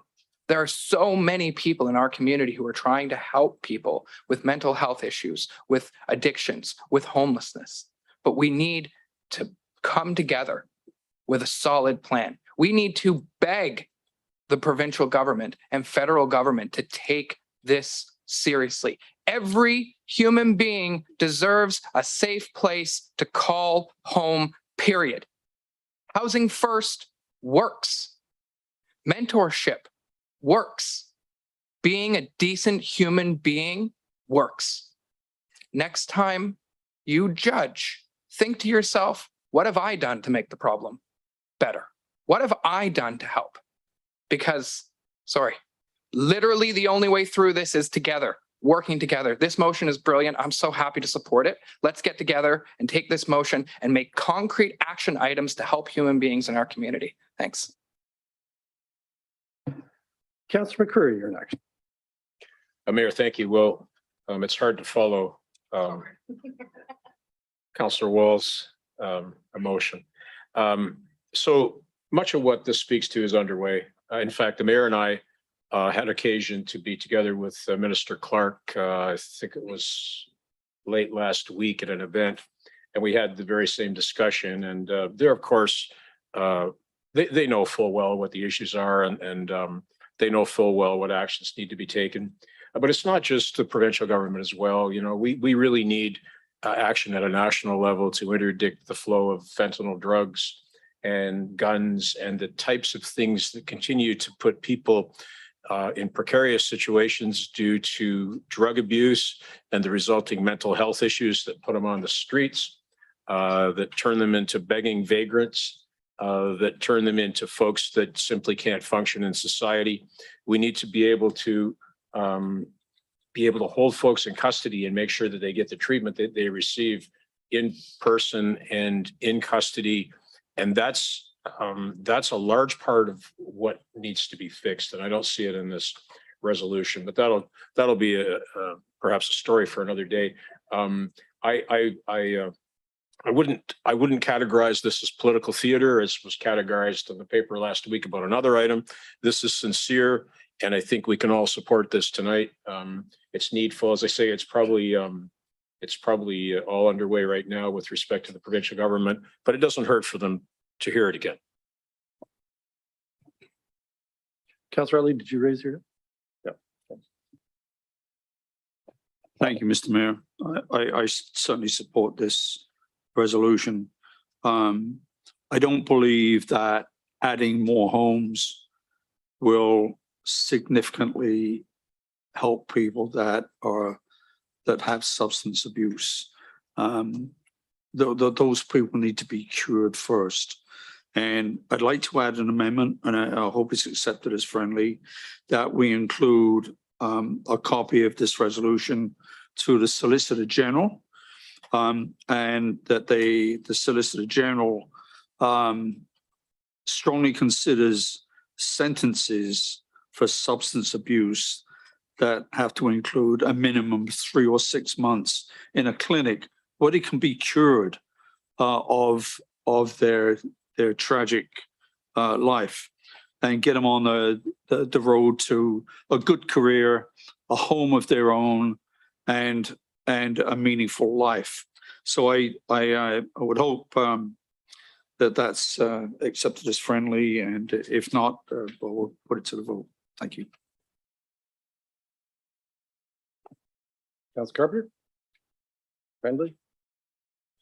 Friendly belongs to the whole floor, but I want to speak to it if I can. All right, I'll accept it as friendly, but it's going away from the motion. As amended. All right.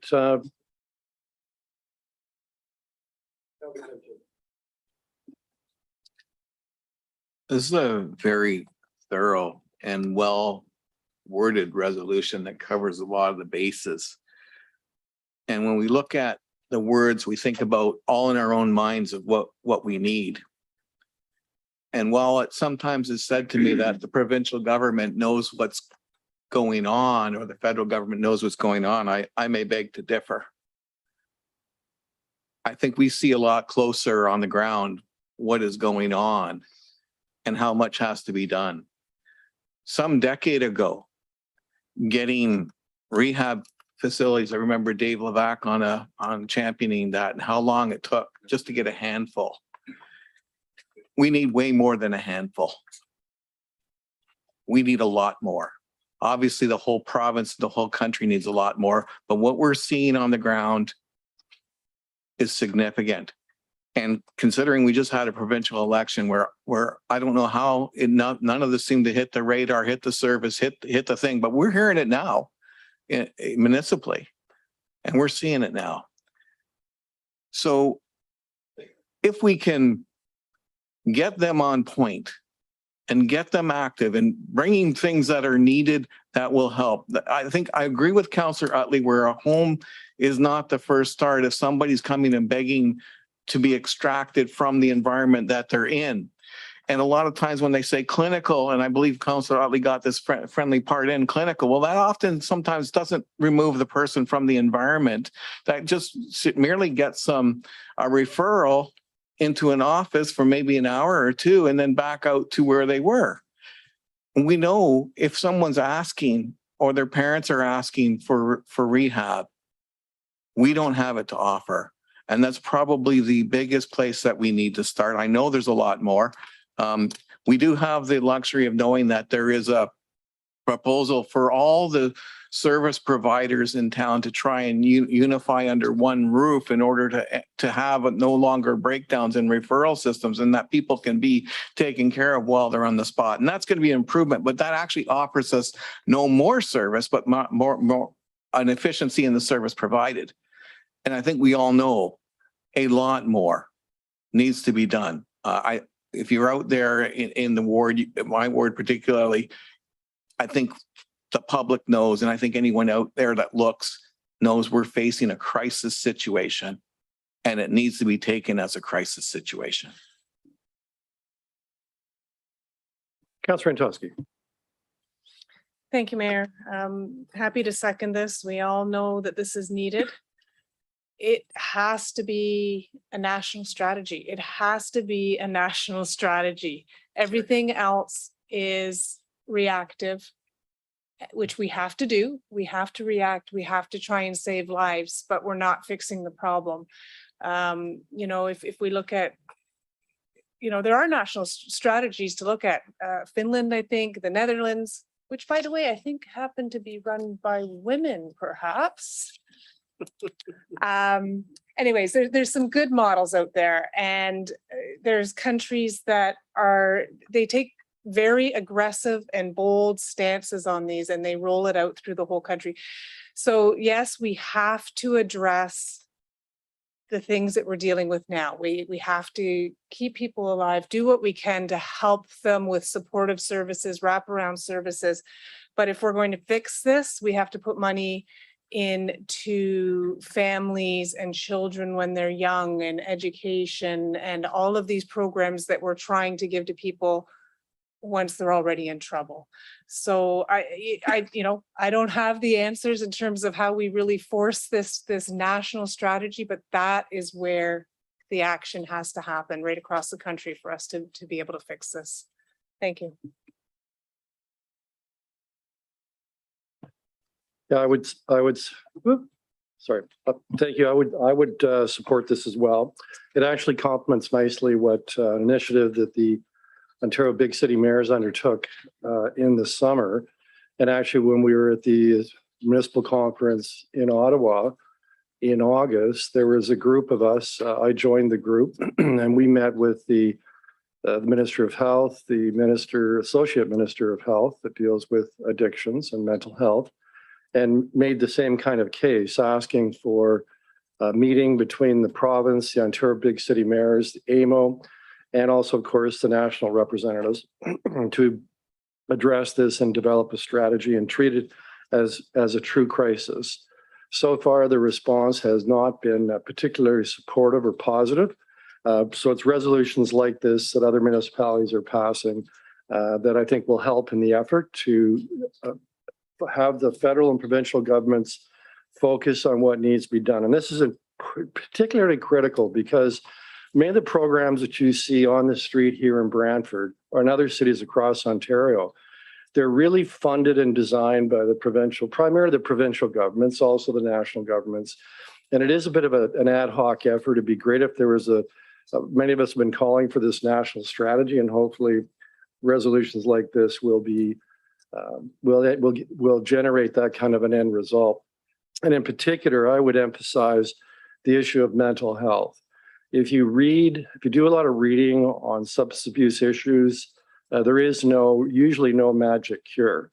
What it is, it's usually a problem that began in adolescence, and it usually has base in either trauma or a serious mental health issue, or even a mild mental health issue that's not diagnosed, not treated, and the person, usually an adolescent, then uses drugs to self-medicate, and that becomes then a very ingrained habit, hard to deal with that when they're adults. So I fully second what Councillor Antosky said. I've been saying it many times, that the strategy has to have a very large mental health component to it, and also that the focus be as much as possible on youth and making youth as resilient as possible, screening youth, which is done in Finland, a very successful program, and providing the help they need before the way in which they're coping with their problem becomes ingrained. Also, intertwined and intertwined through it all is, of course, housing. And it's really hard to address an issue that you're having in your life if you don't have a place to live. And if you're hustling to find a place to stay at night. Having a home base, having at least a living unit, such as what we've done at Marlene Ave, gives a person who has some of these issues a base, a stability in their life that allows them to then focus on what needs to be done to improve their situation. So, there are municipalities all across Ontario and the nation that are calling out for a national strategy. And there have been attempts made by the current provincial government to develop a provincial strategy. But really missing in action is the federal government to become involved in a great degree to address this. So I can support it. And Councillor Carpenter. If there's others, I'd just rather wrap. I thought I saw another hand come up. Councillor Riley. Thank you, Mr. Mayor. Thank you, Councillor. This is a very complex issue, and there's a lot of moving parts to it. And it's only as good as the weakest link. And so we got to get this right. And other levels of government have got to get this right as well. So I think if we don't have all those pieces in place, we will continue to struggle with the problem as we've been facing for many, many, many years. So I'll leave it at that. Thank you very much. Right. Councillor Carpenter for the wrap. Thank you. This didn't happen by accident. I want to correct something. Someone that's homeless doesn't mean they're an addict. It doesn't mean that they have mental health issues either. It's easy to be homeless. Everyone that's renting is at risk of being homeless next month because the owner of that apartment might just decide that the $1,300 a month that you're paying, even though it might take up every penny you got, they can get $2,000 for that. So rental evictions are very common. We see a lot of people that are homeless just because they were renters. We see apartments renting for $2,200 a month. We see people coming into this city converting single family homes into duplexes, getting $2,200 for the basement, $2,200 for the upstairs. And and that's not more homes for more people. That's more money out of people's pockets. And they're at risk of being homeless because, you know, if you're a senior and you're on OAS, you get $680 a month. And if you get the supplement, you might make it to $1,000. But our affordable housing set by the CMHC, our federal government, is set at $1,050 a month for one bedroom. Not even affordable at those rates. So we have been slowly moving away from housing first as a country for a long, long time. This is not any one political party or one government that's been going. Canada and the world has been going this way. It's not a problem of just Canada. It's a problem of the United States, the United Kingdom. The world has been moving towards the poor getting poorer and the rich getting richer. And that's been happening for about 30 years now. And you know, that we have to recognize what we've been doing to the most vulnerable in our community, and that's been tearing them down. And it needs a national strategy, and the national strategy needs to be spread from, maybe Canada can lead the example of a national strategy, but it's far more than that. I just don't want the public out there to think that if they see someone that's homeless, it means they're a drug addict or, you know, or they got mental illness. A lot of people, it takes a lot of work. If you're homeless, you have to spend your whole day working just to find out where you're going to sleep or to feed yourself. The work that the homeless have to go through day by day just to survive is far more than anybody that works at a particular job full time has to do. So, so take a look at the homeless with a second opinion. Don't just take the opinion that you've heard some of the things here tonight. They're not all drug addicts. They're all trying to survive, and we put them in that place by allowing the poor to be as poor as they are and allow services to be cut from the poor or not increased with inflation. We've done that as a society. So we've got a long ways to go. And this resolution is just about, we need a national strategy. The governments of all across this country have to recognize what they've done. And let's move forward to fix it. As we can't fix it locally in Brantford. As much as we try, and we're doing some good work here, we can't fix it 100%. Thank you. All right, Madam Clerk, if you please take the vote.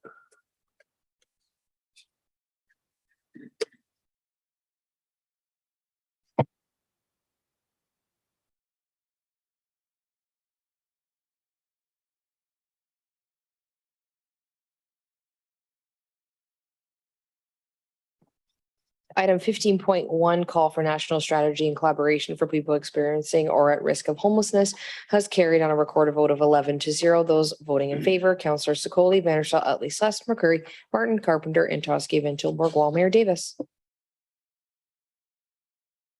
All right, we have a second notice of motion, Councillor McCurry. Mayor, thank you. Excuse me. Councillor Martin is the seconder. I move that section 15.11.5 and 15.3.12 of chapter 15 of the City of Brantford Municipal Code be waived in order to introduce the following resolution without prior notice of motion and without having been considered a committee of the whole or standing committee. Whereas Sydenham Street residents requested all-way stop control at the intersection of Sydenham Street at Alma and Lilac Court, and whereas the intersection has not been reviewed following the guidelines outlined in Public Works 009 all-way stop warrants policy.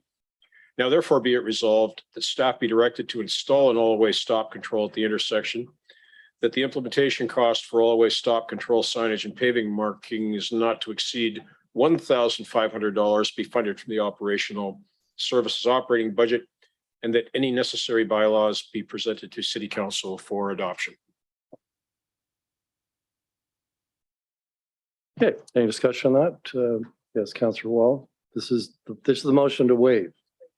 Okay, right? It's not the main resolution yet. So, well, that will require 2/3 vote. Madam Clerk, let's take the vote.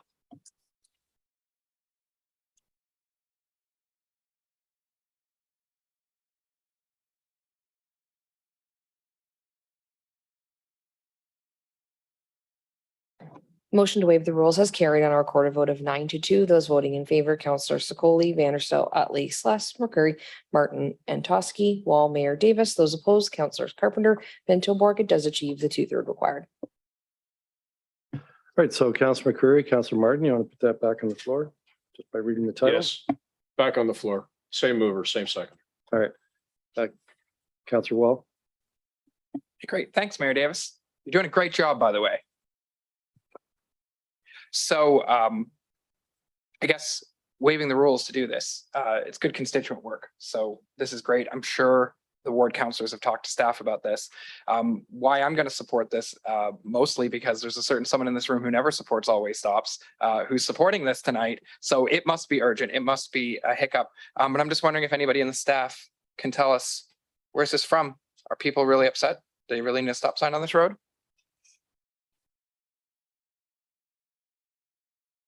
Through Mayor Davis, Councillor Wall, this is notice motion of Councillor McCreary. We haven't done our warrant on this always stop. Okay. Maybe someone else can answer that question. This wouldn't be needed if people took road safety and road safety laws seriously. I hope that people will continue. And if we were going to be sending letters to anybody, maybe a letter to the Ministry of Transportation, because the people they're giving licenses to right now, many of them clearly don't know how to drive, and it's ridiculous. And many people who are out on the road clearly don't know how to drive. Use your blinkers, folks. Stop at stop signs. Stop. Like, come to a stop at the stop sign and then proceed through. Look both ways. There are little kids playing in the streets. Remember that? Now they can't play in the street because it's a racetrack. They might get run over. Sorry, it's my last meeting. Please take road safety seriously, folks. Media partners, Expositor, if you're listening, the city of Brantford takes road safety seriously. And a great big article on your front page that said, "Slow down Brantford" is probably in order, because our streets are racetracks all over Eagle Place, all over East Ward, all over the downtown, and clearly in Ward 3 too. So yeah, slow down, folks. Pay attention. Be safe. Councillor McCreary. Mayor, thank you.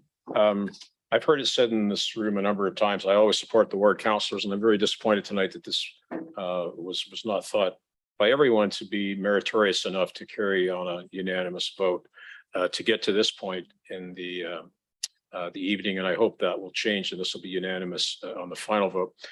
So clearly, as we all experience feedback from residents as we're out canvassing for re-election, well, some of us are, some are retiring.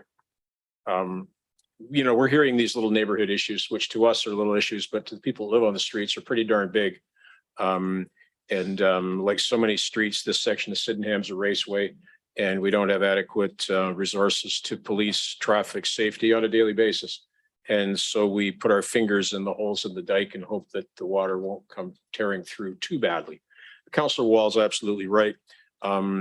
COVID seems to have been an excuse for an awful lot of stuff in society that's fallen off the table. Courteous and safe driving is one of them. And I just want to relate an anecdote about my drive down here today. Some of you will know that there's construction along St. Paul Avenue. And in my rearview mirror, I witnessed two gentlemen in a pickup truck. The gentleman on the passenger side was opening the door of the truck to knock over the orange barrels with the passenger door. I've never seen the like of it, but nothing surprises me on Brantford streets anymore. And I'm sure someone will say that it's like that everywhere, but I don't care about the rest of the places. I only care about Brantford, and even more especially, we want to make sure that our residents in the third ward have some degree of safety. And you learn every 4 years about how neighborhoods change. And we were told that this neighborhood now has some children living on it, whereas previously it was a turnover of folks that have been there for many years. So we're seeing more and more danger. And that's why Councillor Martin and I implemented some stop signs on Sandra, and we implemented some on Francis. And we've taken a number of courses of action to try and slow people down and make it a little bit safer for the kids that are starting to make a comeback in some of the older neighborhoods.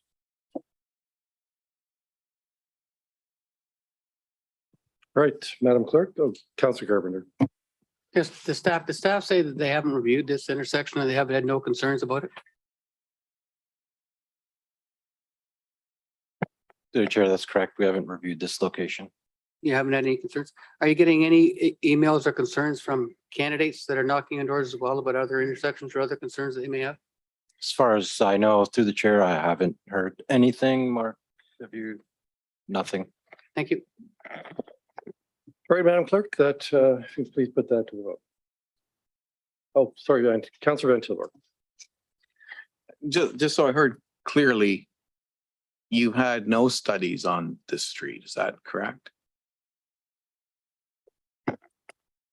Through Mayor Davis, I believe we are looking at a neighborhood review in this area, but this particular area, we have not done a warrant study. So that street's that we're talking about is a dead end. There's another dead end on Sydenham Street just before it. What's the difference between where the location of that stop sign goes? Is this one the better location, or is the other one the better location, or should it be up at Dublin or maybe Kennedy? What's the best location for traffic on Sydenham to get a stop sign? Is the one that's chosen the best spot? So through you, Mayor Davis, again, the warrant study hasn't been done for the stop sign, so it's a direction of council that we'll be implementing the stop sign. Is there any reason to be concerned that location versus another? That's all I want to know. Through you, Mayor Davis, I can't comment, Councillor Van Tilburg, on that. I don't have that information. Was there a petition given between maybe possibly that street and another street on one of those dead end streets or the neighboring things, or on like how I just want to know how we got to zeroed in on one particular location, or if that was if something was said that perhaps it maybe should go a street up or a street back or what have you.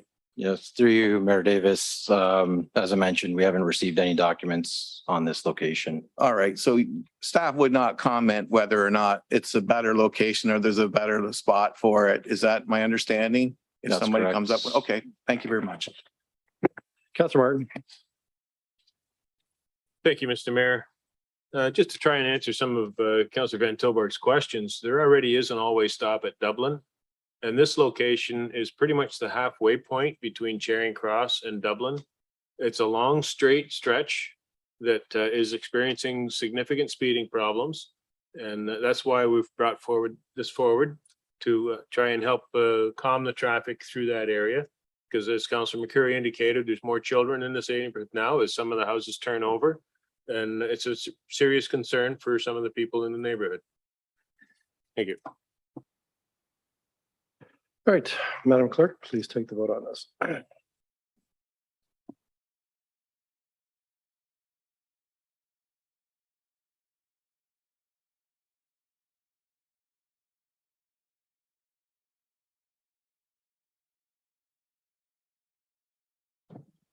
Item 15.2 Sydenham Street at Alma Street, Lilac Court, all-way stop control carries on a recorded vote of 11-0. Those voting in favor, Councillor Sakoli, Vanderstel, Utley, Sless, McCurry, Martin, Carpenter, Antosky, Van Tilburg, Wall, Mayor Davis.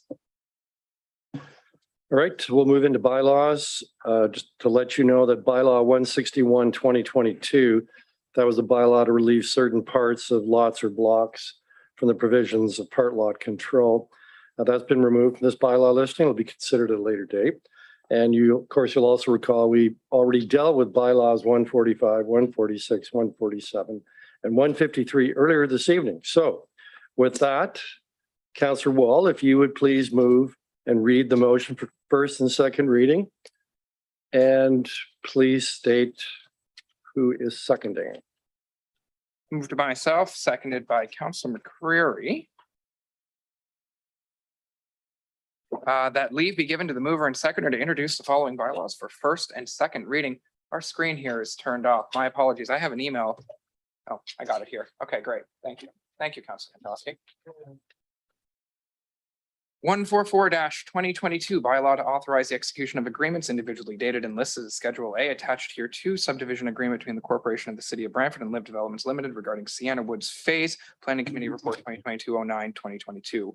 148-2022 bylaw to amend bylaw number 160-90 being a bylaw to regulate the use of lands and the location of the use of buildings, instruct Brantford, 100 Market Street and 33 to 43 Erie Ave. Planning Committee Report 2022-09-22. 149-2022 bylaw to declare and dedicate part of Lot 37 Concession 3 being Part 4 on 2R5402 and being Part 1 and 2 on 2R-8462, city being part of the PIN 32281-0069 LT as part of the public highway to be known as Wayne Gretzky Parkway. Combined Committee Report 2022-09-27. 150-2022 bylaw to amend bylaw 70-2010 being a bylaw to adopt various city of Brantford policies by adopting corporate policy 052 safe reporting program 2022-586 combined committee of the whole report 2022-09-27. 151-2022 bylaw to amend bylaw 37-83 being a bylaw to regulate traffic in the city of Brantford, Barnes Ave, Schedule 1 through highways, combined committee of the whole report 2022-09-27. 152-2022 bylaw to amend bylaw 144-88 being a bylaw to regulate parking in the city of Brantford, Roberts Ave, Schedule 7 parking prohibited at any time, combined committee of the whole report 2022-09-27. 154-2022 bylaw of the city of Brantford to relieve certain parts or locks or blocks from the provisions of section 55 of the Planning Act RSO 1990 CP 13 is amended part lock control Winfield Phase 8 PLCO 722 corporate policy 10 delegation of authority Schedule B. 155-2022 bylaw of the city of Brantford to relieve certain parts of lots or blocks from the provisions of section 55 of the Planning Act RSO 1990 CP 13 is amended part lock control 461 Blackburn Drive PLCO 522 corporate policy 10 delegation of authority Schedule B. 156-2022 bylaw to amend bylaw 160-90 being a bylaw to regulate the use of lands and the location and use of buildings and structures in the city of Brantford, removal of holding H provision, TCA Business Park East Phase 2, PSED 18-20-2022 441 Committee of the Whole Community Development Report 2020-11-10. 157-2022 bylaw of the city of Brantford to relieve certain parts or locks or blocks of the provision of section 55 of the Planning Act RSO 1990 C. P13 is amended part lock control Shellard Lane PLC 0622 corporate policy 10 delegation of authority Schedule B. 158-2022 bylaw to amend bylaw 70-2010 being a bylaw to adopt various city of Brantford policies and to create a corporate policy manual by amending the Provide Public Works Policy 008 Traffic Calming Combined Committee of the Whole Report 2022-09-27, 2022-552 City Council September 20th, 2022. 159-2022 bylaw declare and dedicate Block 81 on Registered Plan 1717 City of Brantford as part of the public highway to be known as Daubeny Road 2022-567 Planning Committee Report 2022-09-22. 160-2022 bylaw to amend bylaw 70-2010 being a bylaw to adopt various city of Brantford policies by adopting corporate policy 053 customer code of conduct 2022-645 combined committee of the whole report 2022-09-27. 162-2022 bylaw to confirm the proceedings of the council of the corporation of the city of Brantford with respect to the meeting held on October 4th, 2022. Thank you. I've never heard such a dramatic ending to the reading of bylaws. So does anybody want any of those bylaws separated for discussion purposes? All right, seeing Madam Clerk, you please take the vote on the first, second reading.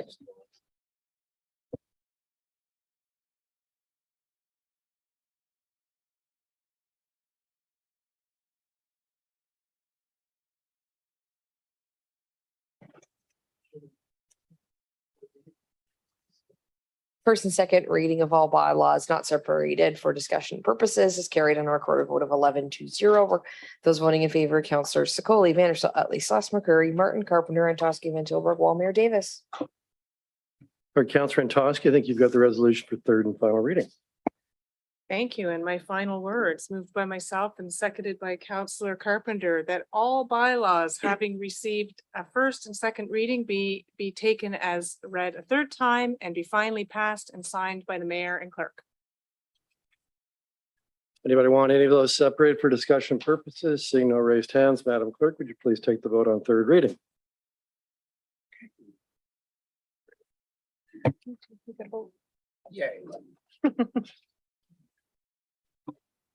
The third and final reading of all bylaws has carried on a recorded vote of 11-0.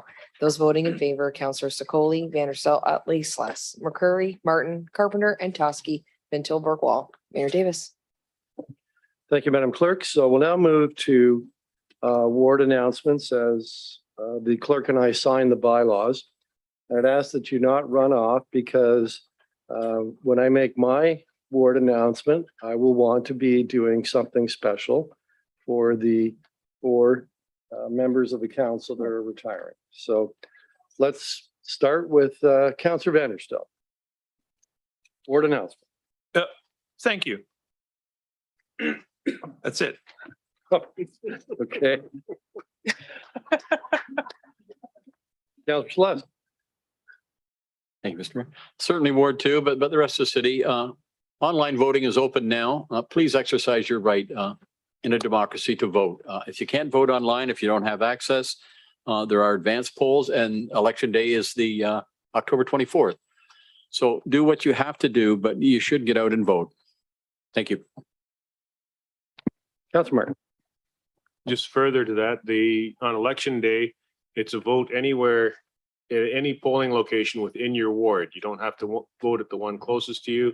If there's a long lineup at one, you can go to another one that's nearby and vote there. Councillor. Thank you. Thanksgiving is almost upon us. Families will get together. We get to widen our waist belts and have great meals and good family time. So I hope everybody enjoys that. We're going to have Halloween very soon as well. Look out for the kids. Turn on your porch light. Make sure you've got some good stuff for the kids. And my sincere gratitude and thank you to my council colleagues and to, okay, this is not supposed to happen. And to staff, you're all amazing. You work very hard to make us look good, even when we're not so nice sometimes. So thank you. I've made a lot of friends here and I've really enjoyed the work. And thank you to the residents and our community. Thanks, everyone. Councillor Wall. Thanks, Mayor Davis. Yeah, I'm going to say a couple of words too. It's my last meeting. You know how much I love to talk. So first, regarding the election, it was everything in me to not run. And I'm going to miss this a lot. To the voting public, please take the time to get to know the people that you're voting for. Ask them hard questions. Don't ask them what they're going to do. I mean, ask them what they're going to do, sure, but ask them how they're going to do it. Because working together with your council colleagues and our staff, collaboration and communication are the way forward. But please get out and vote. Please be a part of the democratic process. I love the neighborhood associations. I bring them up at the end of every council meeting. They're incredible people doing great stuff in the community. And if you can, please get out there and support your neighborhood associations. A couple of thank yous. Thank you to the people of Ward 5 who elected me, gave me the most incredible opportunity of my entire life. I'll never forget this. Thank you so much. To our essential workers. Boy, did we find out what was essential. And the world kept rotating because of people like you. So thank you to our essential workers. You guys, staff, I love you. You have made me a better man. You have made me smarter. You have made me feel like Superman. You have given me the ability to be able to give back to my community in a way that I never imagined. And I couldn't have done that without you. You guys are the heroes. You guys are the ones who do all the hard work and you don't get enough praise. You're incredible. And this city is so blessed to have every single one of you show up for work every day. So thanks. You guys, council, holy moly. Wow. You guys are the best. This is my Avengers. This is my Justice League. You know, sure, we fight and we bicker, but we get things done and we made this city a better place. And what an absolutely awesome opportunity to get to be Councillor Wall for 4 years. Holy moly, how did that even happen? Thank every one of you for putting up with me because I know I'm a bit much. So thanks. And my family.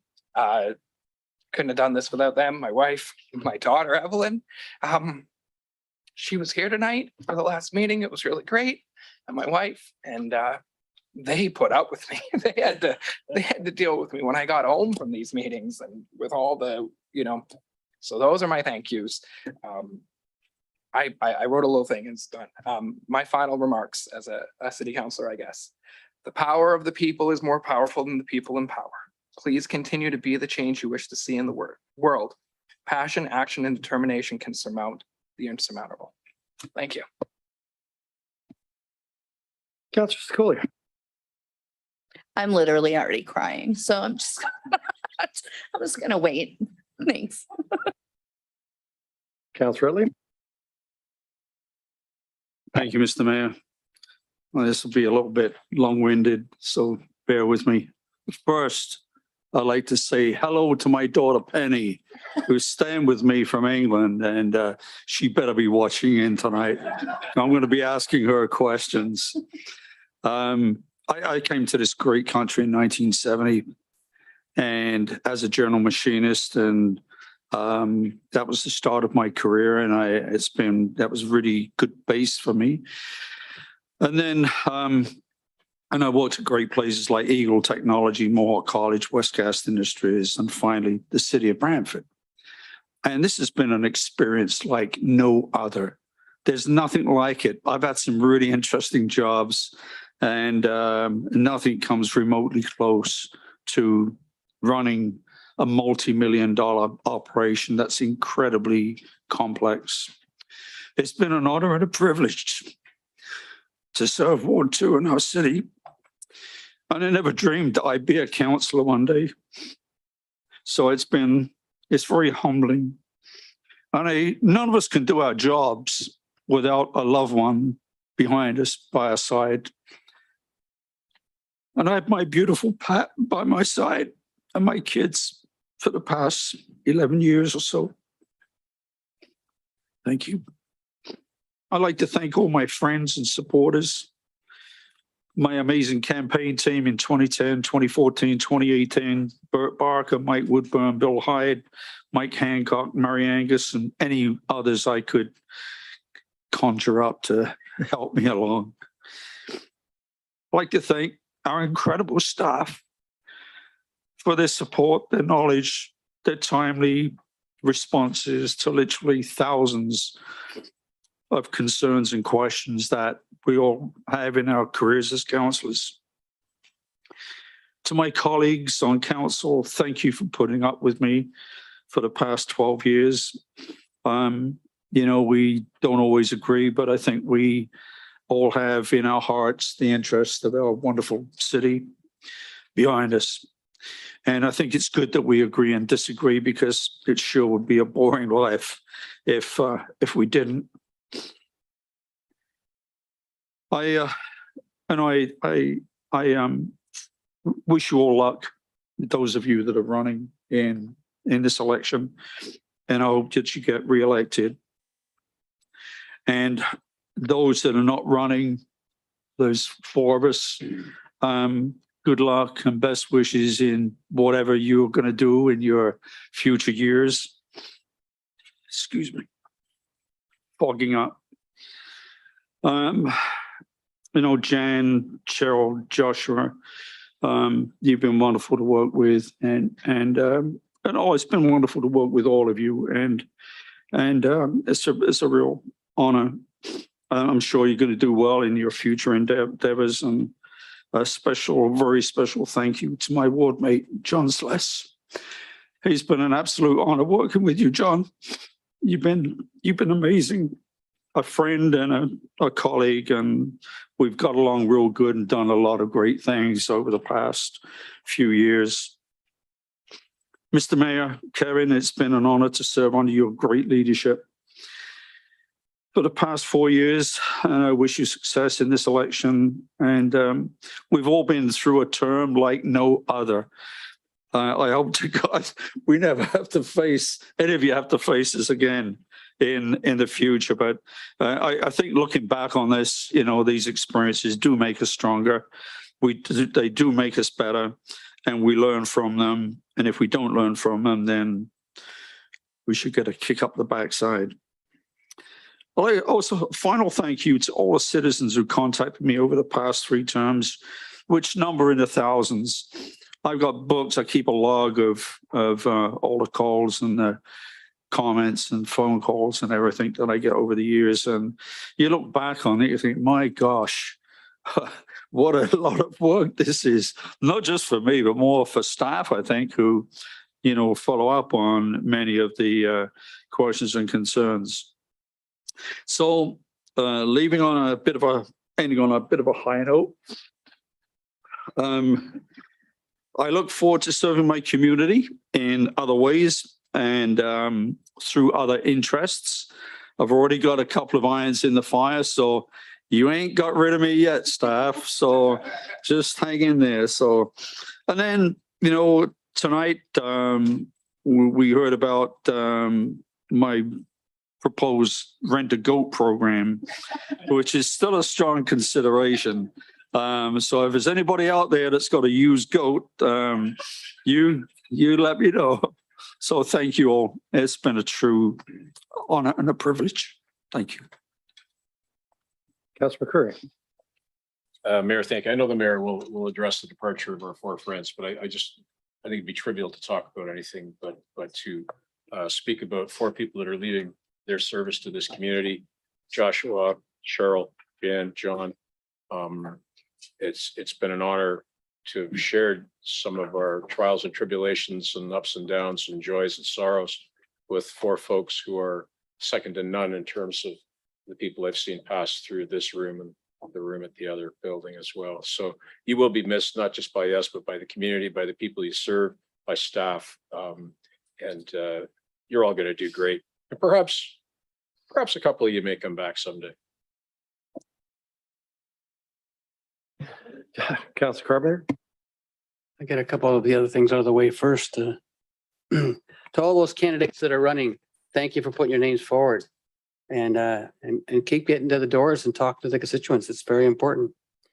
I also want to say to the people out there, though, if you have an election sign on your front lawn and you're a renter and you didn't ask for it, feel free to take it down. It's yours.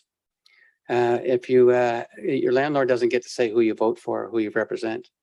But if it's your front lawn, it's part of the place you rent, you have a right to not have it there, or have it there if you choose to. Have whatever sign you like. That's not always put across to everyone. I just want to make that quite clear. And to those that are running, the people are never wrong. You know, they're never wrong by who they elect. They elect who they think's the best to represent them, and they're never wrong. And we can never second guess the citizens. Secondly, I want to speak. My residents of Ward 4 have asked me to speak.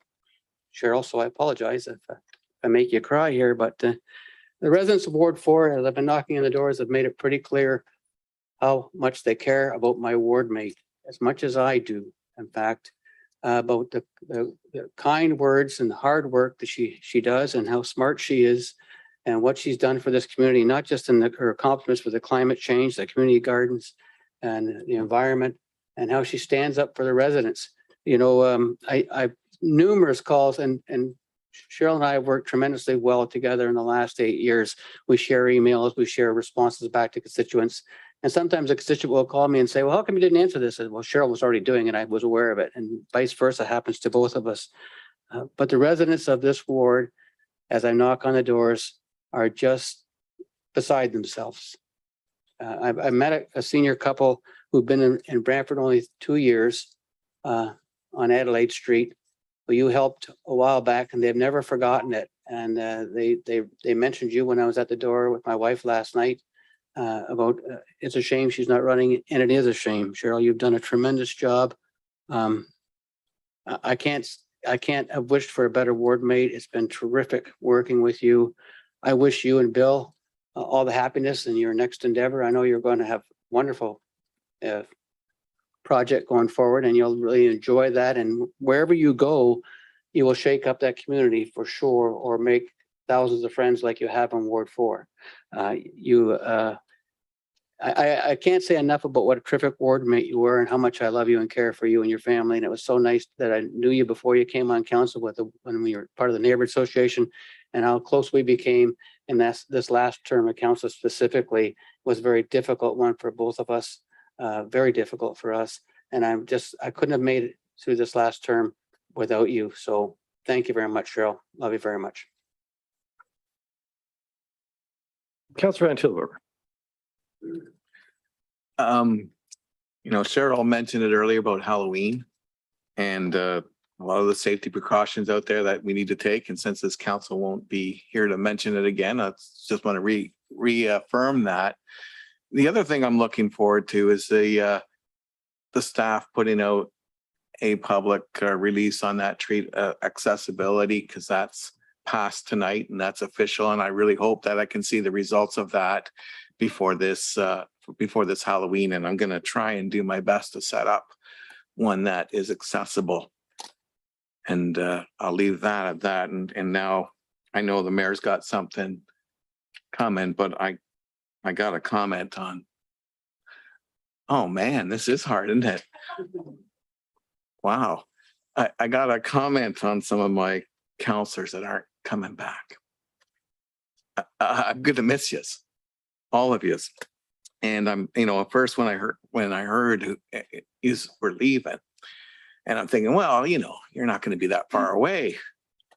Well, at least Cheryl will be a phone call or internet far away.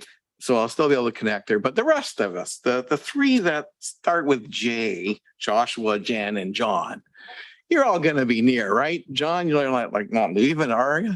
So, I like to keep this by my side. A lot of phone calls over this term, and we had to do it that way because, like the rest of the community, we also couldn't get together. And this is probably as close as we've been in a couple of years. And that closeness means a lot. Joshua is like the idea guy, a million ideas, and somehow along the way he got married, had a child, a successful business, launched into other things, and has 2 million ideas. So, I mean, it's just amazing. And to know how much he was juggling while doing this job, no easy feat. I'm out there knocking on doors, Joshua. I find people that you have helped. They're very happy to tell me you may never hear that because, communication going so far, but man, it's out there. So you are well respected. Jan, I got to keep this real simple. Just thank you for being Dutch. Really straightforward, easy to go on the way you've always been, man. And I'm sure we'll see you back sometime. And John, man, we've had some really good conversations of late. I take them all to heart. And I hope to carry on that way, keep our friendship going. It's been a pleasure. And that's how I'd like to end this. Thanks. Thank you for ending on that, Councillor Van Tilburg. And yes, the accessibility program for Halloween. If you're going to participate, the signs are available here at City Hall, Wayne Gretzky Center. And of course, the Scare in the Square this weekend at Harmony Square. They'll be available, especially on Saturday. So much has been said about our 4 departing colleagues. And so I'd like to make a few comments to add to what has been said. But first, I want to say that I think this council, probably most councils, are bound together by a common denominator. And that commonality is a sincere desire to serve their community and the residents of their community and to improve and make their community better. And there's probably no better way nor more effective way to do that than as a municipal elected politician. I mean, the issues we deal with are those that are of most top of the mind concern to most residents, have the greatest impact on their lives. And so when you're a councillor, you're impacting your neighbors, you're impacting your community, and the beauty of our system of 11 counselors is you each do it in your own unique way. And to recognize that contribution so that you have I'm not going to say it's a token, but I think it's important that you each have a gift from the city, from the mayor's office. I'm not going to say you're going to cherish it, but I think it'll be there to help rekindle some good memories. And I think it's a token of appreciation for your service to this council, this corporation, and our city. And I want to say a few words about each of you. Councillor Utley, we've been friends for a long time. We've been united in doing a lot of good things in this community. And it was a great pleasure to me to be able to join you on council. We continue to do the good work. And I say that, you bring to the decision-making process a calmness, a demeanor, a politeness that I think has helped civilize the debate many times. And that's what you do very often. And you also bring that unique perspective you have from working at Westcast, and that is the needs of that part of our community that provides jobs and what it is we can do to better promote the city as a good place to build or locate a business. And in doing that, you have made our local economy much more stronger, much more resilient, more jobs. I know that there are several industries we can think of that came to Brantford due in large part to Councillor Utley's efforts, or they stayed in Brantford because of your contribution. So great job. Very important contribution that you've made. Councillor Wall, I'm sure we're going to hear more from you in the future. And I say to you, you have brought to this council, I think what it needed. And that was an injection of your youthful passion, your energy, your enthusiasm, and your empathy for those who are most vulnerable in our community. Much of that due to just the nature of who you are as a person, but also, of course, your own personal experience. And not only that, you brought forward initiatives such as the one involving the Secretariat and the release of records, the other one involving the Indigenous Affairs Advisor. And so you have this unique ability to analyze, to come up with some pretty unique solutions that those of us who maybe are more tried and true in our ways don't think of. And so in some ways you have shaken us up, you've brought a perspective to the dialogue, and the resolutions you brought forward have been very meaningful, have taken us in new directions that we had to go in, and you did it. And I think you can step back and think about over the next 4 years, I think you take a great deal of pride in what it is you did and accomplished. And you'll see that impact continuing for many more years to come. Councillor Antosky, you brought to the table a very pleasant way of putting forward a position. The way you do that, you do it in such a way that you don't offend anybody, because you don't intend to. That's not in your nature. And because of that, you have been very, very persuasive. Because when Cheryl speaks, I learned early on to listen. Because oftentimes what you're doing is you're bringing a huge dose of common sense, but also that perspective. For example, in respect to climate change and what we heard tonight in terms of native plantings. And that was a voice that we needed to hear. And you did it in such an effective way that, of course, we had this climate emergency declaration. And because of how you brought it and the way you worded it and how you presented it to us, for those of us who had difficulty with that concept, you won us over. And you now have a lot of adherents that are totally dedicated to carrying on the revolution you brought to this council, which is and this corporation, a real focus on climate change and all the decisions we're making.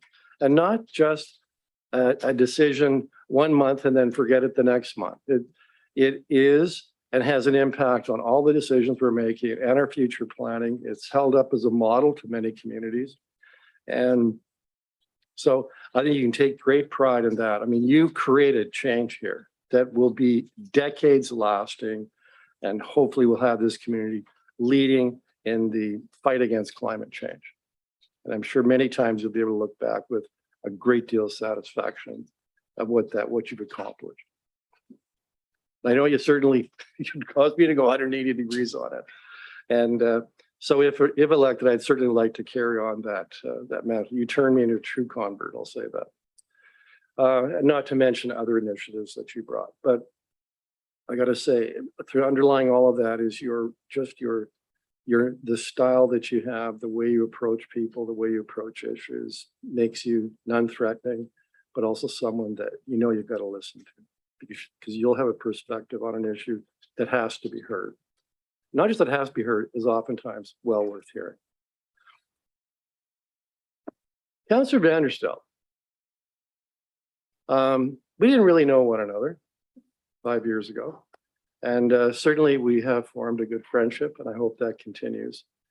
And what you brought to this council, Councillor Vanderstel, was you have the ability to think of a clear vision, a clear direction, and you're able to articulate it and advance it, and do that in a way that shows a tremendous amount of determination, steadfastness, and the ability to stay true to your principles.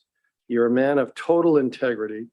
You're a man that has a huge heart and helps, I've seen it in many cases, help those who needed help because of your own unique perspective that you've had in dealing with some personal issues. And so, like the other three councillors, when you spoke, when you came forward with ideas, well, I listened to everybody when they do that, but in particular, because normally you didn't do that until you really thought out what it was you wanted to move forward with. You've got a great mind, a great ability to think analytically and think into the future and what the impact is of your decisions. And you have the ability to distill down in your decision-making and the resolutions you brought, getting to the essence of those resolutions quickly, and the essence of them being making Brantford a better place.